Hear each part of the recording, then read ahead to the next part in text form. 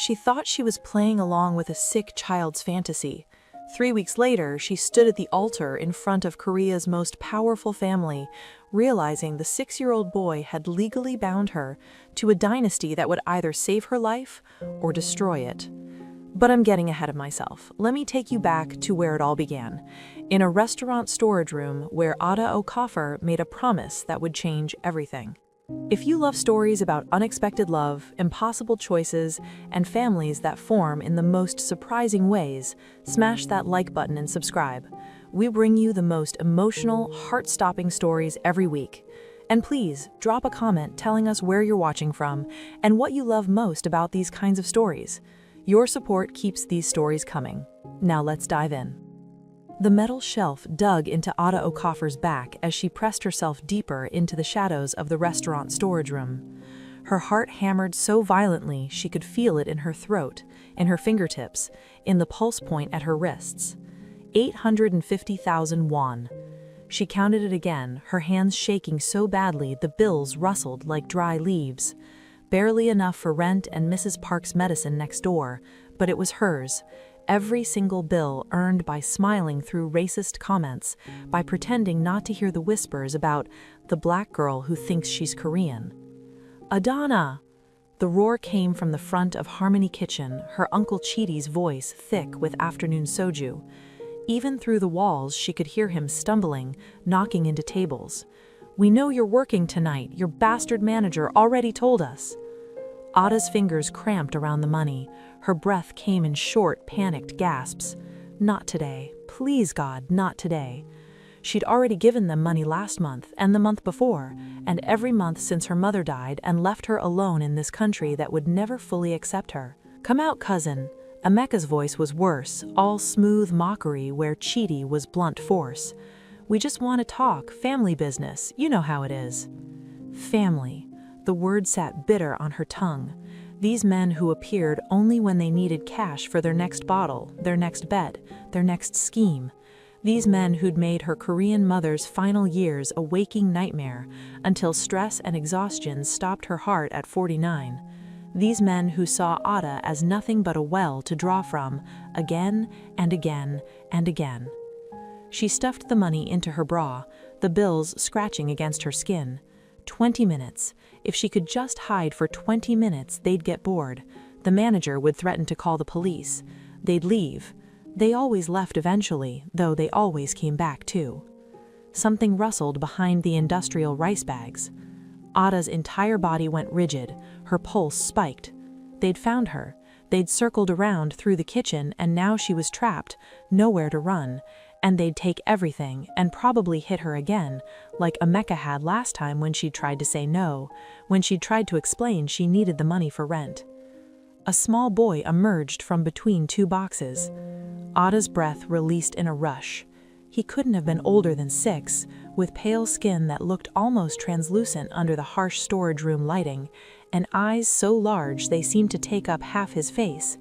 He wore a tiny button-down shirt that probably cost more than Ada made in a month, pressed slacks, shoes so shiny they reflected the fluorescent bulbs.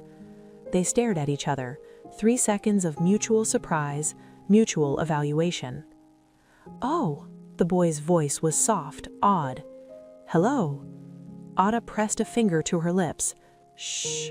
Her heart still galloped in her chest. The boy's eyes grew impossibly wider. His mouth fell open slightti. "Wow," he breathed. "You're so pretty, like the African queen in my picture book. Queen Nefertiti?" Despite the fear still flooding her system, despite Chidi's continued shouting from the front, Ada felt something in her chest crack open just slightly. "Nefertiti?" "Yes," he nodded, so enthusiastically his whole body moved with it. "You look like a real princess, a real live princess hiding in a restaurant." "Thank you, sweetheart."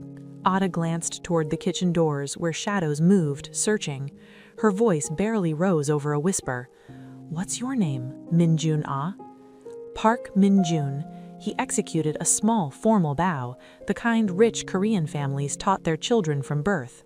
"What's your name, Nuna?" "I'm Ada Okafor." She kept her body pressed against the shelf, ready to bolt if those shadows came closer. "What are you doing back here, Minjun Ah? Are you lost?" His cherubic face scrunched into a pout. "Hiding from my dad. He wants to take me to the doctor again." He crossed his arms across his narrow chest. "I hate doctors. They hurt me with their needles and their machines and their tests that never fix anything." Something twisted in Ada's stomach. She recognized that tone, that specific kind of exhausted resignation. A child who'd spent too much time in hospitals. A child who knew his body was betraying him. "I understand," she said softly. "Doctors can be very scary, especially when they can't make the hurt stop." "Exactly!" His face lit up like she'd handed him the greatest gift. "You get it. Appa doesn't get it. He just says I have to be brave. But I'm tired of being brave." His voice dropped. "It doesn't make my heart work better." The words hung in the air between them, heavy with truth. "What about you?" Minjun tilted his head, studying him with an intensity that seemed wrong for someone so young. "Why are you hiding, Nuna? You're dressed like the waitress ladies, but you're not serving food, and you look scared." "Smart. Too smart. I'm hiding from bad guys," Ada admitted. What was the point in lying to a child who clearly saw through pretense? "Bad guys?" His eyes went round as dinner plates. "Like in the movies? With guns and masks?" "Not quite like that, but bad guys who want to take my money, who want to hurt me." Ada's voice wavered despite her best efforts. "Very bad guys." Minjun's expression transformed. The innocent child disappeared, replaced by something fierce and protective. He puffed out his narrow chest, squared his tiny shoulders. "How can anyone want to hurt a princess like you? That's not fair. That's not right." Before Ada could respond, he continued, "I can fight them for you. I take taekwondo. Well," he fell slightly. "I take it sometimes, when I'm not too tired from the hospital. But I'm really good. My instructor says I have excellent form." Ada's throat tightened. This child, this sick child with a failing heart, wanted to protect her. "That's very brave of you, Minjun Ah," she said, her heart doing something strange in her chest. "But these bad guys are very big, too big for even the bravest taekwondo master to fight with his fists." Minjun's forehead wrinkled as he thought hard, his small face scrunching with concentration. Then suddenly, like someone had flipped a switch, his entire face illuminated. "Then you need protection, like in my storybooks." "Protection?" "Yes," he bounced on his toes, excited now, the words tumbling out faster and faster. "In all my books, when the princess is in danger, she always has a knight, or a prince, or a rich husband, and then nobody can hurt her because everyone is scared of rich people. Rich people can do anything." Ada couldn't help it. A real smile broke across her face for the first time in days, maybe weeks. This child's logic was so pure, so simple, so heartbreakingly earnest. "I see. That makes sense. So where exactly do I find one of these rich husbands?" Minjun gasped, like I'd asked the most obvious question in the entire world. His hand flew to his chest. "Me? You?" "Yes," he straightened up, trying to make himself taller, more impressive. "I have very good looks. Excellent genes. My Halmini tells everyone my genes are superior. And my daddy has so much money." He spread his small arms as wide as they would go. "Like this much money. Maybe even more. Definitely more." Ada bit her lip to keep from laughing. "Is that so?" "Marry me, Nuna, please." The words exploded out of him in a rush of pure enthusiasm. Then he stopped abruptly, his face becoming very serious. He took a deep breath. "I have to do this right. Halmini says manners are important." He straightened his little shirt, cleared his throat with exaggerated formality, and looked at Ada with the most solemn expression she'd ever seen on a child. "Will you marry me, Ada Nuna? Please. I promise I'll protect you forever." The world seemed to slow down. Behind them, Chidi's voice rose again, threatening the manager, demanding to know where his ungrateful niece was hiding. The kitchen staff murmured nervously, pots clanged, orders were called out. But here, in this small pocket of space between shelves and forgotten takeout containers, A little boy with a face like an angel looked at Ada with absolute, devastating trust. "And if I marry you, you'll make all the bad guys go away," Ada said, her heart doing something strange in her chest. "Forever and ever and ever," Minjun nodded, so hard his hair bounced. "I promise on my heart. My daddy is Park Jihoon. He's the most powerful man in all of Korea, maybe in all of Asia. He can do anything." His face fell slightly. "Well, he can't fix my heart. The doctors say it's too broken, but he can definitely scare away bad guys. That's easy for him." "Can't fix my heart. Too broken." The words pierced through Ada's defenses like arrows. "Okay, brave knight," she heard herself say, the words coming from somewhere deep and instinctive. "I accept your proposal. We have a deal."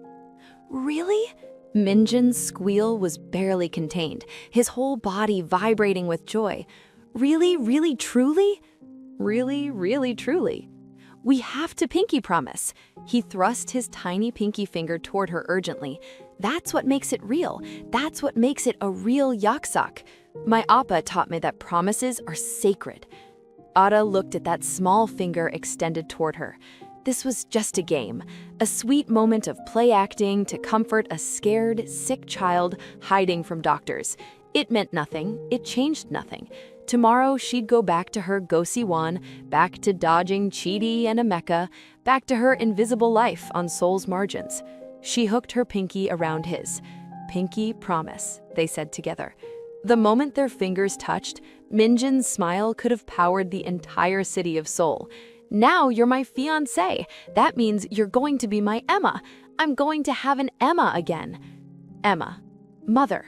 The word slammed into Ada like a physical force. "Is that what you want, Minjuna? An Emma?" His smile dimmed, became fragile, breakable. "I had one before, but she left when the doctors said my heart was dying. Appa says she wasn't strong enough to watch me get sicker." He looked up at Ada with eyes that had witnessed too much, understood too much. "But you're strong, right? You fight bad guys every day. You won't leave?" Ada's throat closed completely. "I'm the strongest," she managed to whisper. The kitchen door exploded open. The sound was like a gunshot in the confined space. Ada jumped, her body flooding with adrenaline. But it wasn't Chidi or Emeka bursting through. A man entered, and the world tilted on its axis. He was tall, easily 6 feet, wearing a suit so perfectly tailored it looked like it had been sewn directly onto his body. Black fabric, crisp white shirt, a tie that probably cost more than Ada's entire wardrobe. But it wasn't the expensive clothes that made Ada's stomach drop. It wasn't the sharp jawline or the perfectly styled black hair or the watch on his wrist that I recognized as the kind that cost more than a car. It was the way the entire restaurant fell silent. It was the way the air itself seemed to compress around him. It was the way two men in identical black suits materialized behind him like shadows given form. This was power. Raw, undeniable, the kind of power that bent the world to its will. "Minjun." The man's voice was low, controlled, but Ada heard something underneath. Panic, fear, relief. "Minjun, where are you?" "Appa!" Minjun popped up from their hiding spot, dragging Ada with him. "Appa, I found her! I found the perfect one!" The man's eyes locked onto them, onto Ada specifically. She felt stripped bare under that gaze. Every defense, every secret, every fear laid out for inspection. His eyes were black ice, sharp enough to draw blood. "Found who?" His Korean was the sole dialect of boardrooms and old money, each syllable precise and measured. "My fiancé," Minjun announced with pure pride. "This is Ada Nuna. She said yes. We pinky promised, so it's completely real and binding." Silence. The kind of silence that had weight, that pressed against eardrums like deep water. Behind the man, Chidi and Emeka appeared in the kitchen doorway, drawn by the commotion like sharks to blood. "Hey!" Chidi lurched forward, stumbling slightly. "Who the hell are you people? This is family business. Adana, get your ass out here right now, or I swear to God I'll—" The man, Park Jihoon, didn't even turn around. He didn't raise his voice. He simply said, in a tone that allowed absolutely no argument, "Remove them." It was the quietest command Ada had ever heard, and the most effective. His bodyguards moved like water, smooth and inevitable and utterly silent. One caught Chidi's arm as he tried to push forward, his grip professional and unbreakable. The other blocked Emeka's path without a word, his body becoming an immovable wall. Within seconds, both men were being escorted, almost carried, toward the front door. Their feet barely touched the ground. "You can't do this!" Chidi's voice rose to a roar. "That's my niece, my blood. She owes us. Her whore mother owed us everything." Ada flinched. The word always made her flinch. "This isn't over, Adana," Emeka's threat echoed back through the kitchen. "You think you're somebody now? You think some rich bastard will protect you? We'll be back. We always come back. You can't hide forever." Their voices faded as they were pushed through the front door. Then silence. Complete and total silence. The restaurant manager hovered nearby, face pale as paper, hands twisting in his grease-stained apron. The kitchen staff had disappeared like smoke, suddenly finding urgent tasks elsewhere. The few customers who'd witnessed the scene kept their eyes carefully on their plates. Park Jihoon's attention returned to Ada. She felt pinned by that gaze, a butterfly on a collector's board. "Are you hurt?" His voice was softer now, but no less intense. Ada shook her head. Her voice had abandoned her somewhere between terror and shock and this surreal moment where a 6-year-old held her hand and his billionaire father studied her like she was a puzzle to solve. Minjun tugged her sleeve insistently. "See, Ada Nuna? See? I told you. Rich people make bad guys go away. My Appa is the best. He can do anything." He looked up at his father with pure adoration. "Right, Appa? You'll protect Ada Nuna now, because she's my fiancée."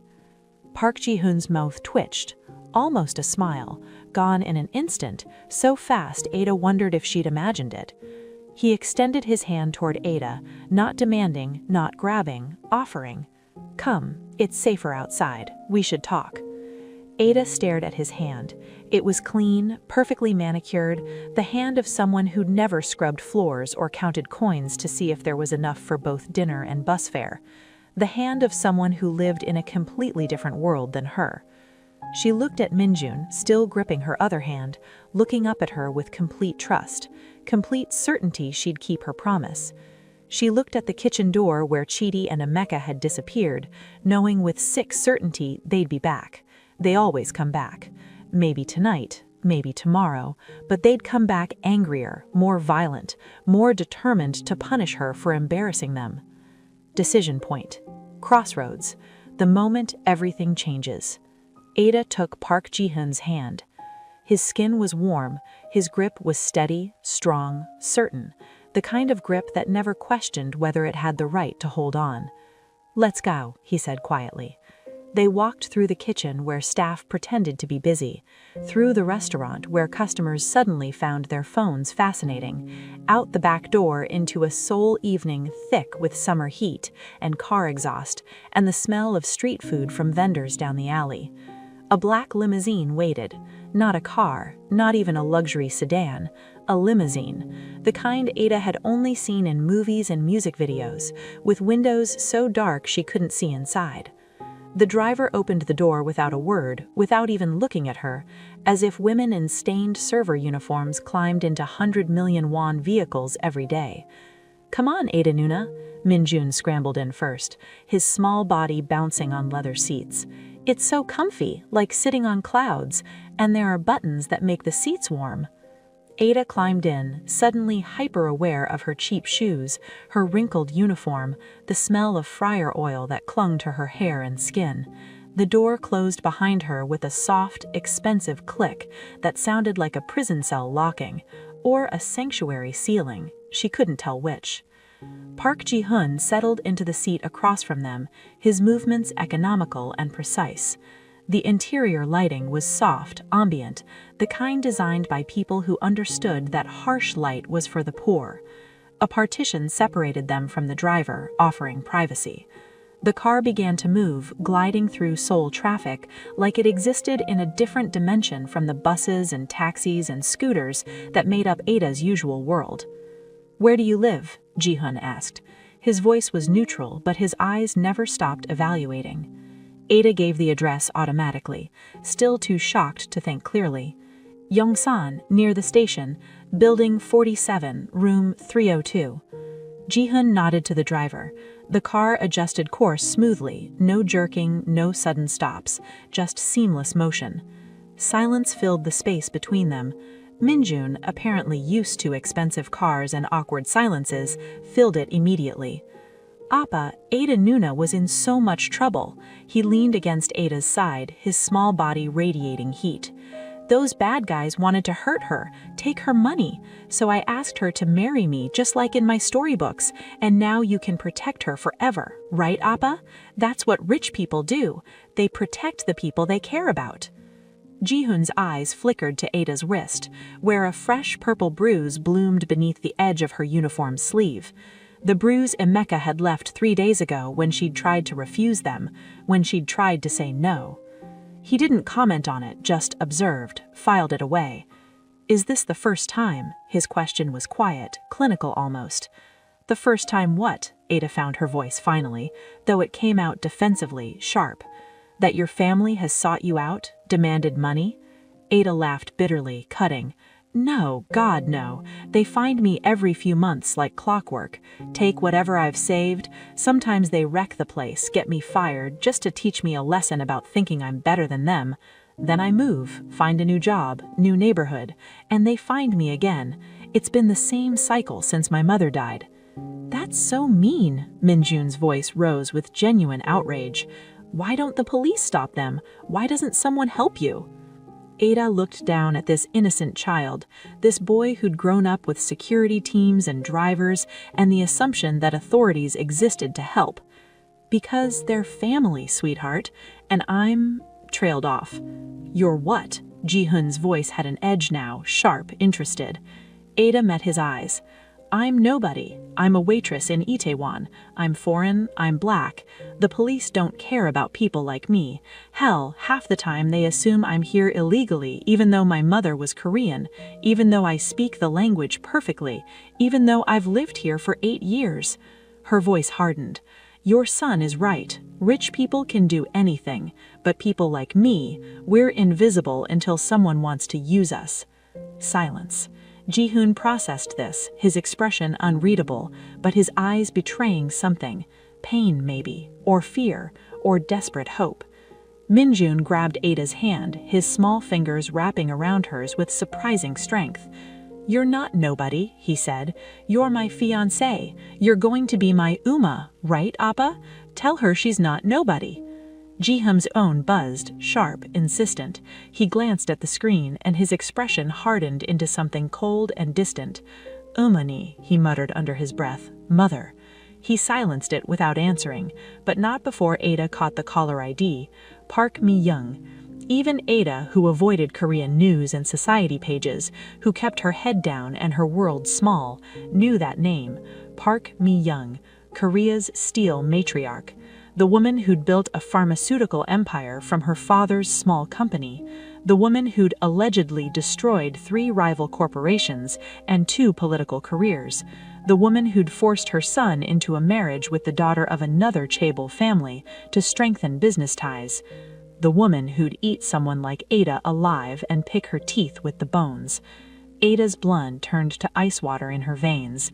I should just go home," the words tumbled out. "This is too much, way too much. I appreciate what you did back there, but I can't, this isn't my world, I don't belong here." "You're afraid." It wasn't a question. "Of you?" "No," Ada lifted her chin. "I'm not afraid of you." "Then what?" Ada's voice dropped, became honest in a way she hadn't intended. "I'm afraid of what happens when rich people decide they're done helping, when the novelty wears off, when I become inconvenient or embarrassing or just too much trouble." She looked at Minjun, then back at Jihoon.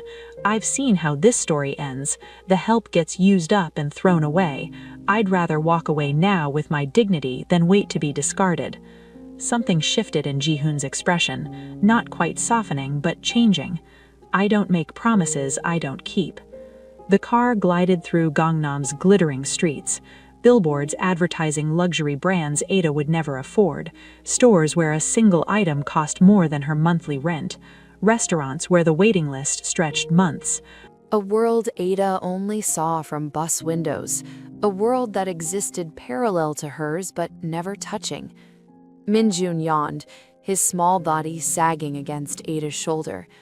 "Nuna, you'll come visit me tomorrow, right? You promised. Pinky promised. That's sacred." "I promise, little prince." Ada's hand moved automatically to stroke his hair. So soft, so fine. "Good." His voice was getting drowsy, thick with approaching sleep. "Because I already told my heart about you, told it to keep beating, because you're coming, and hearts listen when you give them something to wait for." He fell asleep mid-sentence, his breathing evening out into soft snores. Ada looked down at him, at this child who'd attached himself to her with the same desperate hope she recognized from her own mirror. Then she looked up at Jihoon. Jihoon was watching them both, his expression still unreadable, but his eyes betraying something. Pain, maybe, or fear, or desperate hope. "He said you can't fix his heart." Ada's voice was barely audible over the car's engine. What did he mean? Jihoon was silent for so long Ada thought he wouldn't answer.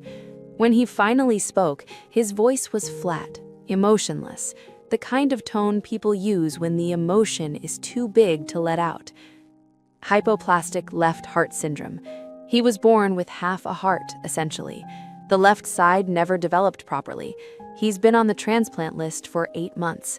Without a donor, he didn't finish, didn't need to. "How long?" Ada's voice cracked. "The doctors say weeks, maybe less. His body is rejecting the medications. The surgeries have stopped helping. We're out of options except waiting for a heart that might never come." Ada's hand tightened protectively around Minjun's sleeping form. "He doesn't attach to people easily," Jihoon continued in that flat voice that meant he was barely holding together. "Not since his mother left. The diagnosis came when he was 3. She stayed for 6 months, trying to cope, trying to be strong. Then one morning I woke up and she was gone. Divorce papers on the kitchen counter. A note saying she couldn't watch him die, that it was destroying her, that she had to save herself. I'm sorry." The words felt inadequate. "I'm not." The coldness in Jihoon's voice could have frozen fire. "She showed me who she was. I should have believed her sooner, should have protected him from her weakness sooner." "But you," Jihoon continued, his gaze boring into Ada, "he attached to you in 5 minutes. 5 minutes of hiding behind a shelf and he's calling you Oma? He's making you promises. He's already planning a future that includes you." Ada's throat tightened. "I didn't mean to." "I know," Jihoon's voice softened fractionally. "That's what makes it real. He can sense when people are performing, when they're pretending to care because of who I am, what I have. But you didn't even know who we were. You just saw a scared kid and treated him like he mattered." The car began to slow. Ada looked out the window and saw her building approaching, paint peeling from the walls, laundry hanging from balconies, a far cry from whatever gilded cage this man and his son lived in. She gently shifted Minjun's head onto the leather seat, placing a cushion under him. He murmured something in his sleep, his small hand reaching for her, even unconscious. "Thank you," Ada said, reaching for the door handle.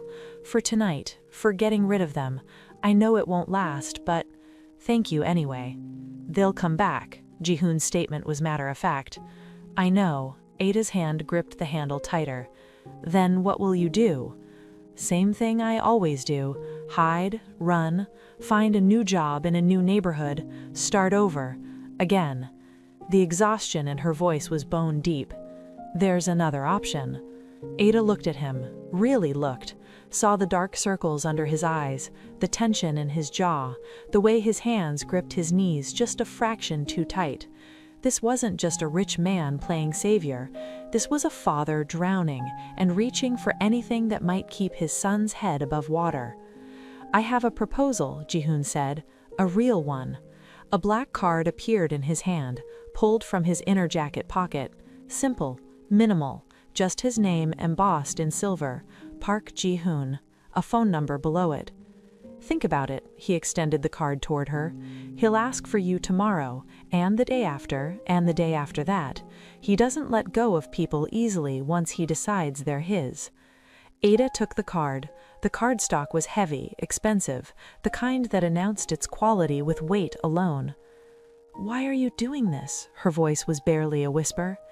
Jihoon looked at his sleeping son, and for just a moment the mask cracked. Ada saw the fear underneath, the desperation, the love so vast it had nowhere to go except into futile attempts at control. "Because he smiled tonight," Jihoon said quietly. "For the first time in 3 weeks he smiled, really smiled. Because he called you Omma and meant it. Because he made you a promise, and he takes promises very seriously." He looked back at Ada. "And because I don't lose what's mine." The possessive tone sent a shiver down Ada's spine. Not quite threatening, not quite protective, something in between. "I'm not yours," her voice came out stronger than she felt. "Not yet," the hint of a smile played at Jihoon's lips. "But my son is a very good negotiator, and he's already decided your family." The bodyguard opened the door from the outside. The spell broke. Ada stepped out into the humid soul night, clutching the card like a lifeline or a curse, she couldn't tell which. The car didn't leave. She felt their eyes on her as she walked to her building entrance, as she punched in the broken security code, as she climbed the stairs to the 3rd floor because the elevator had been broken for 2 months. Only when she was inside her tiny gosibran, door locked, back pressed against the cheap wood, did she hear the car finally pull away. Ada looked at the card in her hand, then at her room. 4 walls barely big enough for a mattress and a hot plate, shared bathroom down the hall, cracks in the ceiling she'd memorized during sleepless nights. "Chi Mu," she whispered in Igbo, her mother's language. "What have I done? What am I supposed to do?" The card had no answers, just a name, a number, and the weight of an impossible choice. 3 days passed, 3 days of Ada staring at that card, picking up her phone, putting it down. 3 days of working double shifts at Harmony Kitchen, jumping every time the door opened, expecting Chidi and Emeka. They didn't come. That scared her more than if they had. On the 3rd night, Ada's door shuddered under heavy fists at 11 p.m. "Adana!" Chidi's roar made the thin walls shake. "Open this door right fucking now." Ada sat frozen on her mattress, her heart in her throat. "We know you're in there," Emeka's voice was calmer, more dangerous. "We saw you come home. We've been watching, waiting." More pounding. The doorframe creaked. "You think you can hide behind some rich man?" Chidi again. "You think he gives a shit about you? You're nothing. You're a whore's daughter. You owe us." "2 choices, cousin," Emeka's voice dropped to something almost pleasant, which made it worse. "Open the door and give us what's ours, or we break it down, take everything, and make sure every restaurant in Seoul knows you're a thief. Your manager at Harmony Kitchen? We already told him you've been stealing from the register. How long before he believes us?" Ada's hands shook. They'd done this before, gotten her fired from 3 jobs with lies and accusations she could never disprove. "We'll be at your restaurant tomorrow," Chidi's voice was fading, moving away. "And if you don't hand over every won you have, we'll make a scene so big they'll have no choice but to fire you. Try finding another job after that." Laughter, footsteps retreating, then silence. Ada sat in the dark, trembling, tears streaming down her face silently. She was so tired of running, of hiding, of being afraid in her own home. Her phone buzzed. Unknown number. She almost ignored it. Then the message preview appeared. "This is Park Jihoon. Minjun won't stop asking about you. He's convinced you're his fiancé. He's also convinced you're in danger. Are you?" Ada stared at the screen. Another message followed. "Where are you?" Her fingers moved before her brain caught up. "Home, they came, just left, threatened to get me fired." 3 dots appeared immediately, disappeared, appeared again. "Stay inside. I'm sending someone." "I don't need rescuing," Ada typed, even though it was a lie. The reply came immediately. An address in Songbuk-dong, one of Seoul's most exclusive neighborhoods, and a time, 1 hour. Ada looked down at her stained clothes, her scuffed shoes, her hands that smelled like dish soap and desperation. "What am I doing?" she whispered to her empty room. But she was already standing, already changing into her least wrinkled dress, already accepting that she'd crossed a line 3 days ago in that storage room, and there was no going back. Exactly 1 hour later, a black sedan pulled up to her building. Different car, different driver, but the same silent efficiency. The driver didn't speak, didn't judge, just opened the door and drove. The neighborhoods shifted outside the window. Cramped buildings gave way to wider streets. Neon signs gave way to subtle lighting. The soul of Ada's daily life faded into the soul she'd only glimpsed in passing. They entered Songbuk-dong, and the world transformed completely. Traditional Hanok houses sat behind high walls. Modern mansions of glass and steel rose between preserved historical sites. Old money and new power existing side by side. The car pulled up to gates that opened automatically. Security cameras tracked their approach. The estate beyond made Ada's breath catch. It was a modern Hanok, traditional Korean architecture reimagined with contemporary materials. Wood and stone and glass flowing together. Gardens visible even in the darkness, carefully maintained, deliberately beautiful. The kind of place that appeared in architecture magazines, not real life. The car stopped at the main entrance. The driver opened Ada's door. A woman in a crisp uniform was already waiting, bowing slightly. "Miss Okafor, welcome. This way, please." Ada followed her through doors that opened silently, into a foyer that could have swallowed her entire gosiwand 3 times. Marble floors, art on the walls that Ada suspected was original, not prints. A chandelier that caught light and scattered it like diamonds. "Adana Nuna!" The shout came from somewhere above, then footsteps, rapid and light, and suddenly Minjun was there, flying down a curved staircase, arms outstretched.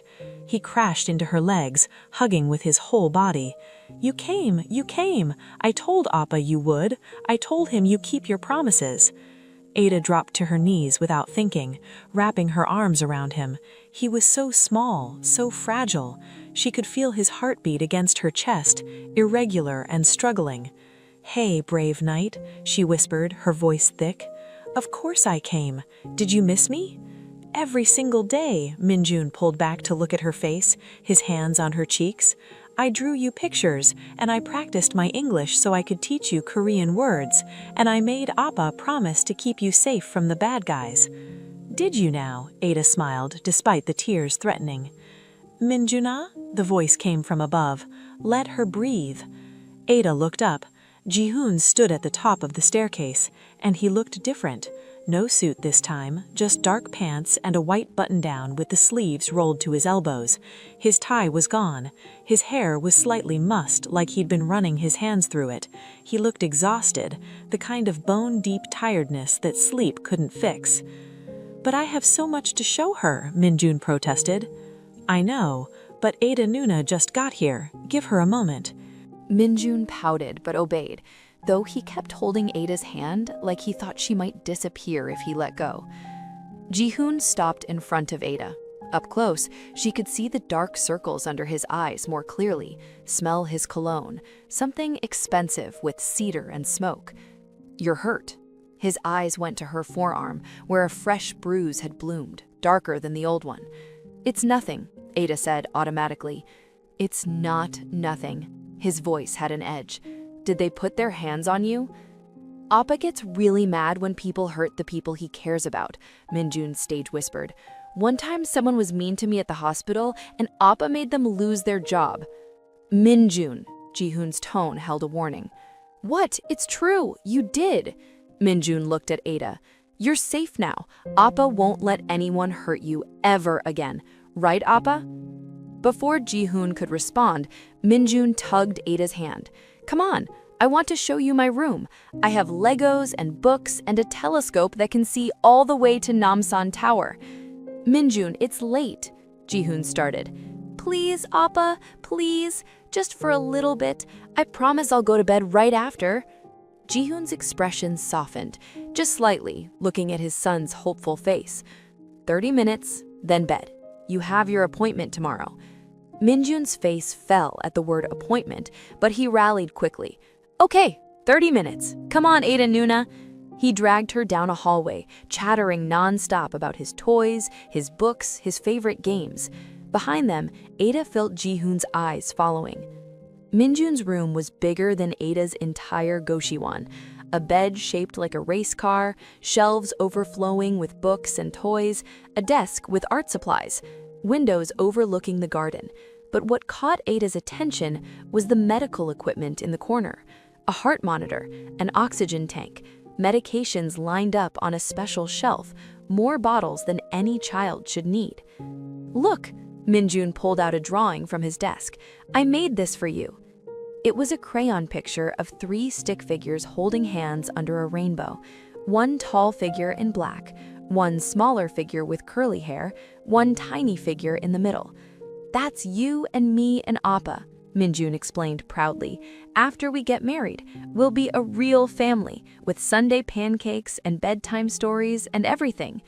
Ada's chest ached. It's beautiful, Minjuna. You can keep it. I made it special for you. He thrust it into her hands. Do you like it? Really like it? I love it. And she meant it. They played with Legos. Minjun showed her his favorite books, mostly fairy tales where the princess always found her happy ending. He taught her a card game he'd invented that made no sense, but he played with such enthusiasm, Ada didn't have the heart to point out the constantly changing rules. Exactly 30 minutes later, Jihoon appeared in the doorway. Time for bed, Minjuna. But Appa! No arguments. You need your rest for tomorrow. Minjun's lower lip trembled.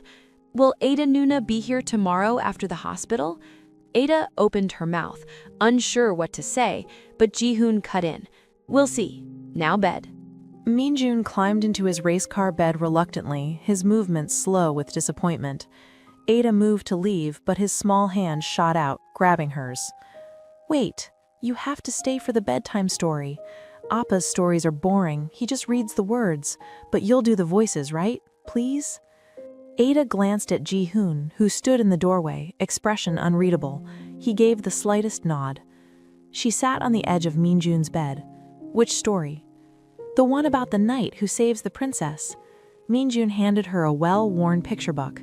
But I like it better when the princess is strong too, when they save each other. Ada opened the book and began to read, changing her voice for each character. The brave knight, the clever princess, the dragon who was just lonely and misunderstood. Minjun's eyes grew heavy, his breathing evening out, but he fought sleep like it was an enemy. Ada Nuna? His voice was barely a whisper. Yeah, baby? You won't disappear while I'm sleeping, promise? The question pierced straight through her defenses. I promise I'll say goodbye before I leave. How's that? Okay, he yawned. That's fair. His eyes closed. I'm glad Appa found you. My heart feels better when you're here, like it doesn't have to work so hard. Within seconds, he was asleep. Ada sat there, watching his small chest rise and fall irregularly, listening to the slight wheeze in his breathing. She gently pulled her hand free and stood. Jihoon was still in the doorway. He meant that literally, he said quietly. His heart rate stabilizes when he's calm, happy. The doctors have noticed. That's not because of me, that's just... Come. Jihoon turned and walked down the hall. Ada followed him down the curved staircase, through rooms that screamed wealth so old it didn't need to announce itself. They ended up in a kitchen that looked like it belonged in a design magazine. Marble countertops, professional appliances, windows overlooking the garden where subtle lighting made the landscaping look like art. Jihoon moved to a kettle, filling it with water. Tea? Sure. Ada perched on a stool at the island, feeling wildly out of place. He worked in silence, pulling down cups, preparing the tea with practiced movements. When he finally set a cup in front of her, the liquid was pale green, fragrant, expensive. "You're wondering why I asked you here," Jihoon said, not sitting, standing on the other side of the island like he needed the distance. "You said Minjun was asking for me." "He was. He is. He hasn't stopped talking about you since that night. Ada Nuna this, Ada Nuna that. When can I see Ada Nuna again?" Jihoon's hands gripped his own cup. "He has nightmares every night, about his mother leaving, about dying alone. But last night he slept through, because he told me you promised you wouldn't disappear." Ada's throat tightened. "I didn't mean to." "I know. That's what makes this complicated." Jihoon finally looked at her. "I need to be honest with you about what I'm offering, what I'm asking." "Which is?" "Move into the guest house. It's separate from the main residence, completely private, your own space. Stay here as a companion for Minjun. Keep him company, keep him happy, keep him calm." Jihoon's voice was clinical, laying out terms like a business proposal. "In exchange, full security. Your family will never touch you again. I'll ensure it. Salary if you want it, though I suspect you'll refuse. Medical coverage, whatever you need." Ada stared at him. "You're asking me to be, what? A professional friend for your dying son?" Jihoon flinched at the word dying but didn't deny it. "I'm asking you to give him something to fight for, something to hope for. The doctors say mental state affects physical recovery. Right now he has no reason to keep fighting. He's tired, he's in pain, he's 6 years old and he's already given up." "Until you met me," Ada's voice was flat. "Until you met him," Jihoon confirmed. "And suddenly he's talking about the future, about after the transplant, about teaching you Taekwondo, about taking you to Jeju Island because you've never been, about being your knight." Jihoon set down his cup with a sharp click. "I will use anything, anyone to keep my son alive long enough for a heart to become available. I won't apologize for that." The brutal honesty was almost refreshing. No pretense, no sweet words, just raw desperation dressed in expensive clothes. "And when he gets his heart," asked Ada, "when he doesn't need me anymore?" "Then you walk away, clean break, whatever money you need to start fresh somewhere else. New city if you want, new country. I'll make sure your family can never find you." Jihoon's eyes were black ice again. "Or you stay, if you want, if he wants, no pressure either way." "You're offering me to buy me." "I'm offering you safety in exchange for giving my son hope. If that's buying you, then yes." Jihoon didn't flinch from the accusation. "This is a transaction, one that benefits both of us." Ada wanted to be angry, wanted to throw the tea in his face and storm out, but she was so tired. Tired of running, tired of being afraid, tired of counting coins and checking over her shoulder and wondering when Chidi would show up drunk and violent. "One condition," she heard herself say. Jihoon waited. "I'm not your charity case. I'm not your employee. If I do this, I do it on my terms." Ada lifted her chin. "I work, I contribute, I don't take handouts, even if it's just helping in the kitchen or reading to Minjun or whatever. I pay my own way, always." Something shifted in Jihoon's expression. Respect, maybe. Deal. He extended his hand across the marble island. Ada looked at it for a long moment. This was the moment, the point of no return. After this, every change. She took his hand, shook it, felt the warmth of his skin, the strength in his grip. "One more thing," Ada said. "No lying to him. He's smart. He'll know. Whatever this is, we tell him the truth. Age-appropriate truth, but truth." Agreed. They stood there, hands still clasped, and something passed between them. Understanding, maybe, or just two desperate people recognizing desperation in each other. The moment broke. Jihoon released Ada's hand. "The guest house is ready, has been since the night I gave you my card." At Ada's sharp look, he almost smiled. "I'm a businessman, I plan for contingencies. Your things will be moved tomorrow if you tell me where." I'll move my own things, I don't have much. As you wish. Jihoon picked up his cup. Minjun has a cardiology appointment tomorrow at 10 a.m. He'll want you there. I'll have a car pick you up at 8:30. I have a shift. I've already spoken to your manager. You're on indefinite leave. Paid. Ada's eyes narrowed. You were very confident I'd say yes. No, I was very desperate and hoping you'd have compassion for a dying child. Jihoon's bluntness was like a slap. Was I wrong? You're an asshole. Yes, but I'm an asshole who keeps his promises. He moved toward the doorway. The guest house key is on the counter. Security code is Minjun's birthday, 0214. Someone will show you the way.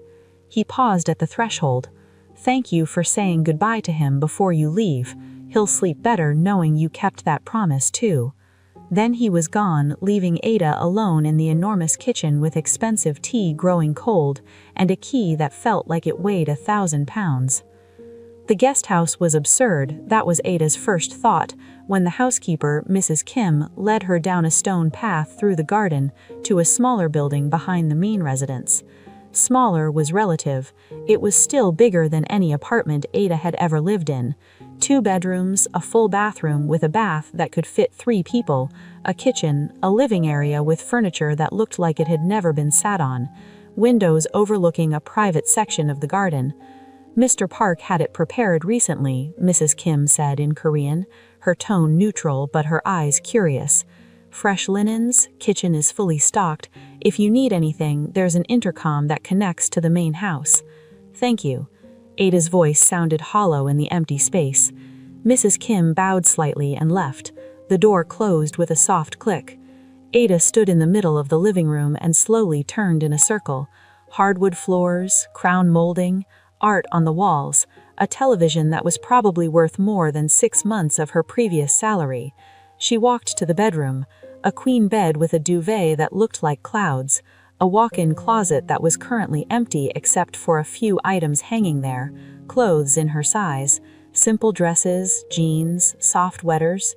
Ada went to the closet, touched the fabric, no tags, no receipts, just there, waiting, like Jihoon had known exactly what would happen. God, she whispered in Igbo, Nemu, what have I gotten myself into? Her phone buzzed, a text from an unknown number. Sleep well, car at 8:30, don't be late. Minjun dips anxious before appointments. No signature, but she knew it was Jihoon. She didn't respond, just set her phone down and sat on the edge of the bed that was too soft, in the room that was too big, in a life that had shifted completely off its axis in the span of 3 days. Tomorrow she'd go back to her Gosiwon, pack her few belongings, leave behind the life she'd been clinging to so desperately. Tonight she'd sleep in a guest house that cost more she'd make in 10 years. And somehow, impossibly, she'd become responsible for keeping a 6-year-old's hope alive while his heart slowly failed him. Ada lay back on the bed, still fully clothed, and stared at the ceiling. I hope you know what you're doing, she said to the empty room, to herself, to God, to anyone who might be listening. Before we continue with what happens next, we want to hear from you. Are you Team Ada or Team Jihoon? Do you think she made the right choice? Drop a comment below and let us know where you're watching from. And if you're loving this story, hit that subscribe button. We've got more emotional journeys coming your way. The next morning arrived too quickly. Ada woke to soft sunlight filtering through curtains she didn't remember closing. For a moment, she forgot where she was. Then memory crashed back. The estate, the guest house, the deal she'd made with a desperate father. She showered in a bathroom with water pressure that didn't stutter and die, dressed in clothes from the closet that fit perfectly, stood in front of a mirror that wasn't cracked and barely recognized herself. At exactly 8:30, a soft knock on the door. The same driver from the previous night stood waiting. Miss Okafor, ready? The drive to Asan Medical Center took 20 minutes through morning Seoul traffic. The car pulled up to a private entrance. The driver led her through corridors that smelled of antiseptic and fear to a private waiting room where Jihoon and Minjun sat. Minjun's face lit up like sunrise when he saw her. Ada Nuna, you came. You kept your promise. He launched himself at her. Ada caught him, lifting him up even though he was probably too big to be carried. He wrapped his arms around her neck. "Of course I came, brave knight. I told you I would. I told Appa you'd be here. He said maybe, but I knew. I knew you keep promises." Minjun pulled back to look at her face. "Will you hold my hand during the tests? They hurt, but they hurt less when someone holds my hand." "Of course I will." Jihoon stood. He looked different in daylight, harder, more tired. He wore another expensive suit, but his tie was already slightly loosened, like he'd been pulling at it. "Thank you for coming," he said formally. "I said I would." "Yes, you did." Something in his expression shifted. He's been calmer this morning, ate breakfast. Usually he refuses before appointments. A nurse appeared in the doorway, young, professional, her smile gentle. "Minjun, see, we're ready for you." Minjun's arms tightened around Ada's neck. "Ada Nuna comes too, she promised." The nurse looked at Jihoon, who nodded. "She's family." Family. The word hung in the air. They followed the nurse to an examination room. Machines lined the walls. The heart monitor, an ultrasound, and EKG. Equipment that measured and mapped and tried to understand why a 6-year-old's heart refused to work properly. Minjun climbed onto the examination table, his small body tense. Ada pulled a chair close, took his hand. "Tell me a story," Minjun whispered, "about the princess and the knight. Help me not think about the needles." So Ada told him stories while they drew blood, while they attached electrodes to his tiny chest, while machines beeped and whirred and reduced a beautiful child to data points and measurements. She told him about a princess who could speak to dragons, about a knight who was afraid of heights but climbed mountains anyway, about how the bravest people were the ones who were terrified but kept going. Minjun's grip never loosened. His eyes stayed locked on her face, using her words as an anchor against pain and fear. Jihoon stood in the corner, watching.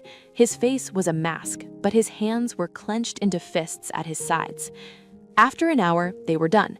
A doctor came in, Dr. Kang, late 50s with kind eyes and a tired smile. "Minjuna, you were so brave today. Go with Nurse Park. She has a treat for you." Minjun looked at Ada. "You'll be here when I come back?" "I promise." He left reluctantly. The door closed. Dr. Kang's smile faded. "We need to talk." Jihoon's jaw tightened. "How bad?" "With the latest scans show increased pressure on the right ventricle. The medications aren't managing it as well as we'd hoped. His body is starting to reject them." Dr. Kang pulled up images on a tablet. "See here, the scar tissue from previous surgeries is restricting blood flow even further." "In plain terms," Jihoon said through clenched teeth, "in plain terms, we're out of surgical options. The only thing keeping Minjun alive right now is his will to keep fighting and the hope that a donor heart becomes available soon." Dr. Kang looked between them. "I need to be honest with you. His condition is deteriorating faster than we anticipated. Without a transplant in the next few weeks, maybe a month." He didn't finish. Didn't need to. Ada felt the room tilt. 20 weeks? Maybe less. "I'm sorry. We'll keep him comfortable, manage the symptoms, but we're at the mercy of the transplant list now." Jihoon's face was stone. "Increase his priority status. He's already at the top of the pediatric list, but pediatric hearts are rare. We need a specific size match, specific blood type. We're doing everything we can." "It's not enough." Jihoon's voice was ice. "I know. I'm sorry." Dr. Kang touched Jihoon's shoulder briefly. "But I will say this, whatever you're doing differently, keep doing it. His vitals this morning were the most stable they've been in months. His stress markers are down. Something changed. Something is helping." Dr. Kang's eyes moved to Ada. "Someone is helping." Then he left them alone with the weight of a death sentence hanging in the air. Jihoon stood frozen, staring at the ultrasound image of his son's failing heart still displayed on the tablet screen. His breathing was careful, controlled, too controlled. "Jihoon," Ada started. "Don't." His voice cracked. "Don't say anything, not yet. Just give me a minute." So Ada stood there in the antiseptic examination room and watched a powerful man try not to shatter, watched him fight for composure, watched him lose it. His shoulders shook once. twice. Then he made a sound, something between a sob and a snarl, and slammed his fist into the wall.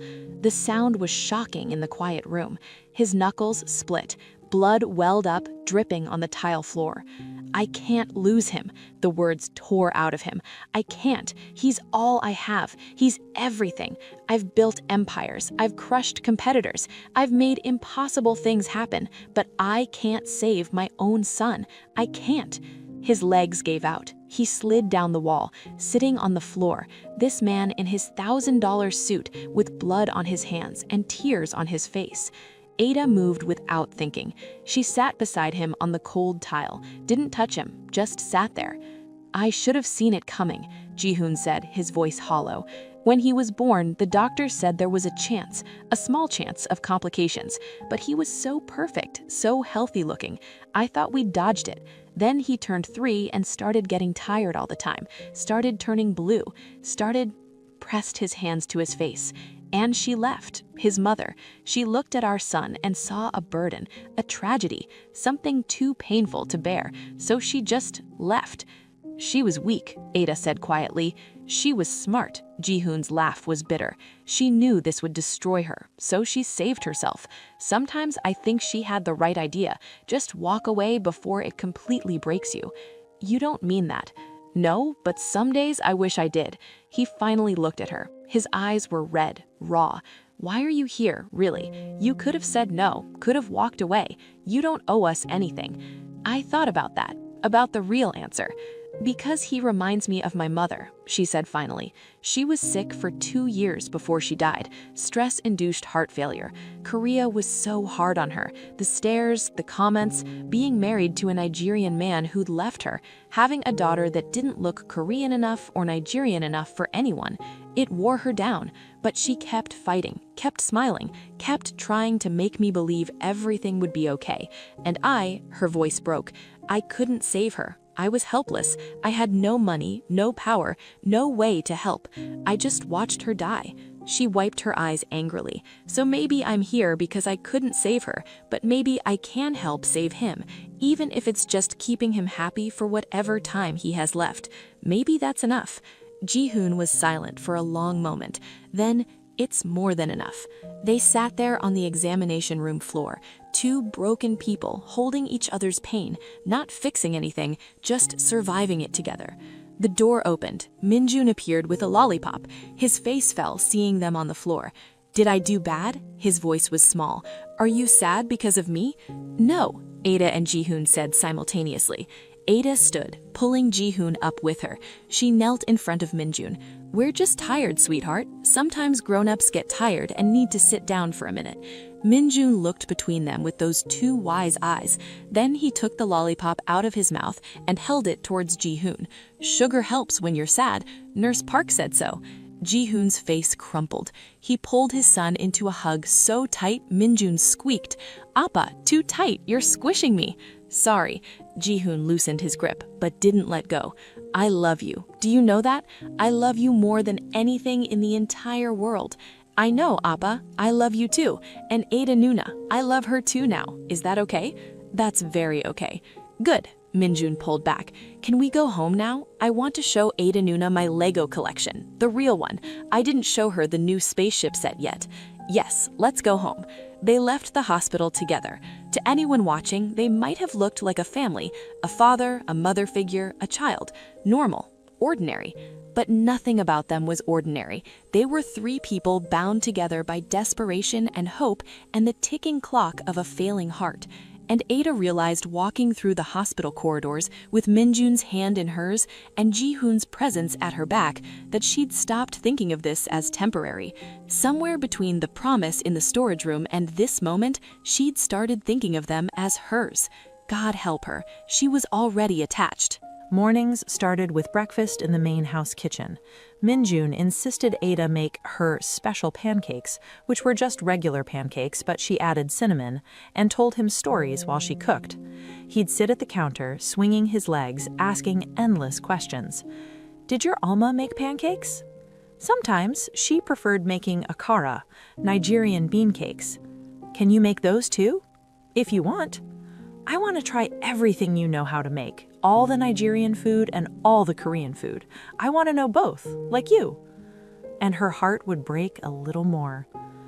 Afternoons were reading time. They'd curl up in the library, a room with floor-to-ceiling bookshelves and windows overlooking the garden.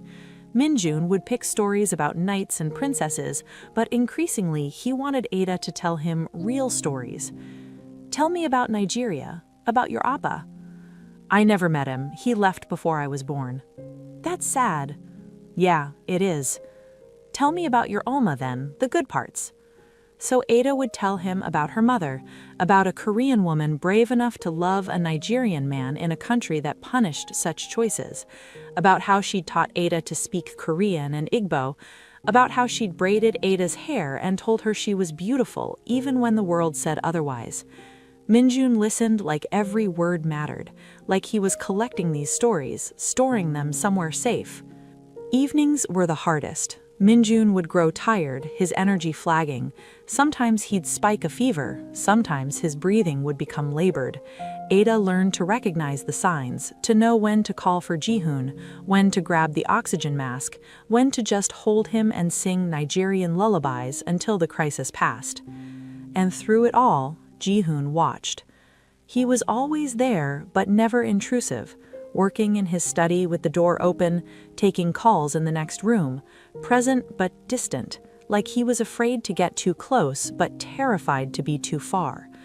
Ada noticed things about him, the way he never slept more than 4 hours, the way he checked his phone obsessively, waiting for the transplant coordinator to call, the way he'd stand in Minjun's doorway at night, just watching his son breathe, his face unguarded in the darkness. She noticed how he looked at her sometimes when he thought she wasn't paying attention, like he was trying to solve an equation that didn't quite add up. They maintained careful distance, professional courtesy.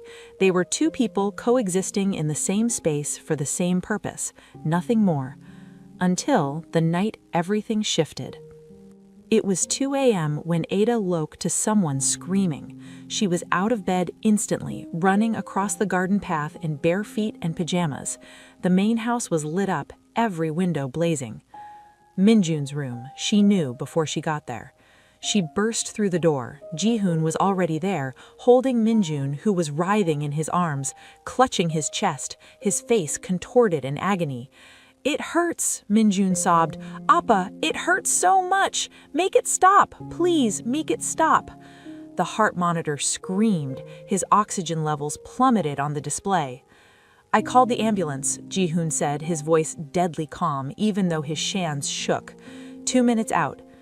Ada grabbed the oxygen mask, fitted it over Minjun's face, started singing, her mother's lullaby, the one that always helped. "Nene, nene, udo di. My child, peace be still." Minjun's eyes found hers through his pain. His small hand reached out, gripping her wrist with surprising strength. "Don't leave," he gasped through the mask. "Promise you won't leave." "I'm right here, baby. I'm not going anywhere." Paramedics arrived, professional, efficient. They loaded Minjun on a stretcher, started an IV, checked vitals. Jihoon climbed into the ambulance without hesitation. Ada started to step back. This was family time, private time. "Ada," Jihoon's voice stopped her. "Get in." "I shouldn't. Get in." Not a request, a command born of desperation. She climbed in. The doors slammed. Sirens wailed. Minjun's hand never left hers. The hospital became their world for the next 16 hours. Minjun was stabilized, but the news was worse than before. Dr. Kang's face was grave when he pulled them into a consultation room. "His heart is failing faster. We need to have a conversation about quality of life versus prolonging." "No," Jihoon's voice was ice. "We're not having that conversation. Find him a heart." "Mr. Park, I understand. Find him a heart." Each word was a bullet. "I don't care what it costs, what strings need to be pulled, what favors need to be called in. My son is not dying because the system is slow." Dr. Kang's expression softened with pity. "It doesn't work that way. We can't just—" "Everything works some way if you have enough money and power. Find the way." Ada watched this, watched Jihoon unravel in real time, watched him try to buy his way out of grief, watched him fail. When Dr. Kang left, Jihoon slammed his fist into the wall again, the same wall, the same spot. His knuckles were already scabbed from last time. "Stop!" Ada grabbed his wrist before he could hit it again. "Stop hurting yourself. It doesn't help him." "Nothing helps him." Jihoon's control finally shattered completely. "Nothing I do matters. I've spent millions on the best doctors, the best treatments, the best everything, and he's still dying. What's the point of all this power, all this money, if I can't save my own son?" He sank into a chair, head in his hands. "I'm losing him. I can feel it. Every day a little bit more. And I can't stop it. I can't control it. I can't fix it." Ada sat beside him. "You're not supposed to control it. You're supposed to be here, be present, love him. That's all any parent can do." "It's not enough. It's everything." She touched his shoulder tentatively. "He knows you love him. He feels it. That matters more than any amount of money or power." Jihoon looked at her, really looked at her, and something in his expression cracked open. "How are you so calm? How are you not falling apart?" "Because he needs me to be strong, and because I already know what it feels like to lose someone. The anticipation is almost worse than the reality. Almost." Her voice dropped. "But you survive it, somehow. You survive." "I don't want to survive it. I want to prevent it." "I know, but sometimes we don't get that choice." They sat in silence. Then Jihoon said quietly, "Thank you for being here, for him, for this." He gestured vaguely at the space between them. "I know this isn't what you signed up for. Neither did you, but here we are." "Here we are," he echoed. A nurse appeared. "He's asking for you, both of you." They went to Minjun's room. He looked so small in the hospital bed, dwarfed by machines and tubes, but his eyes were open, alert. "Did I scare you?" His voice was raspy from the oxygen mask. "Terrified me," Ada admitted, taking his hand. "Sorry," he tried to smile. "My heart is being dramatic. That's what Nurse Park said. Dramatic." "Your heart is fighting very hard," Jihoon corrected, his voice gentle. "But it's tired, but it's fighting." "Will I get a new heart soon?" Minjun's question was so innocent, so hopeful. Jihoon's jaw worked. "I'm doing everything I can to make that happen." "I know, Appa. You're the best." Minjun looked at Ada. "Will you stay, even in the boring hospital, even when I'm sleeping?" "As long as you need me." "Forever then. I'll always need you." His eyes started to close. "Both of you. Promise you'll both stay? Promise you'll take care of each other if my heart stops fighting?" "Minjun," Jihoon's voice broke. "Promise, Appa, please. I need to know you won't be alone."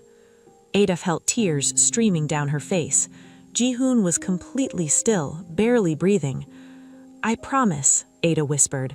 Jihoon took longer, but finally, "I promise." "Good." Minjun's eyes closed. "That's good. Now I can sleep." Within seconds, he was out, sedatives pulling him under. Ada and Jihoon stood on either side of the bed, each holding one of Minjun's hands, and somewhere in that moment, the careful distance between them collapsed completely. Ada would read to Minjun when he woke, tell him stories, help him with simple crafts when he had the energy. 3 days passed, then 4. Minjun stabilized enough to go home, but barely. Dr. Kang's eyes said what his words didn't. They were running out of time. On the 5th day, Jihoon's phone rang at breakfast. Ada saw his face change, saw hope and terror war across his features. Yes, I understand. We'll be ready. Thank you. He ended the call, looked at Ada. Possible donor match in Busan. They need to run compatibility tests, but it looks promising. Very promising. Ada's heart leaped. When will we know? 48 hours. If it's a match, surgery would be within 72 hours. Jihoon's hands were shaking. This could be it. This could actually be it. They told Minjun together. His face lit up with joy so pure it hurt to witness. Really? A real heart that works? Maybe, Jihoon cautioned. We don't know for sure yet, but maybe. I knew it, Minjun bounced despite his exhaustion. I knew if I kept fighting, if I had something to fight for, it would work. Ada Nuna, did you hear? I might get a new heart. I heard, brave knight. I'm so happy. We have to celebrate. Even if it's a maybe, we should celebrate maybes. Minjun's enthusiasm was infectious. Can we have a party? A small one, just us three? Jihoon smiled, really smiled, for the first time in days. Whatever you want. So they had a party. Mrs. Kim made Minjun's favorite foods. They ate in the garden under string lights that made everything look magical. Minjun wore a party hat, made them wear party hats too. He was so happy, so full of hope, so alive.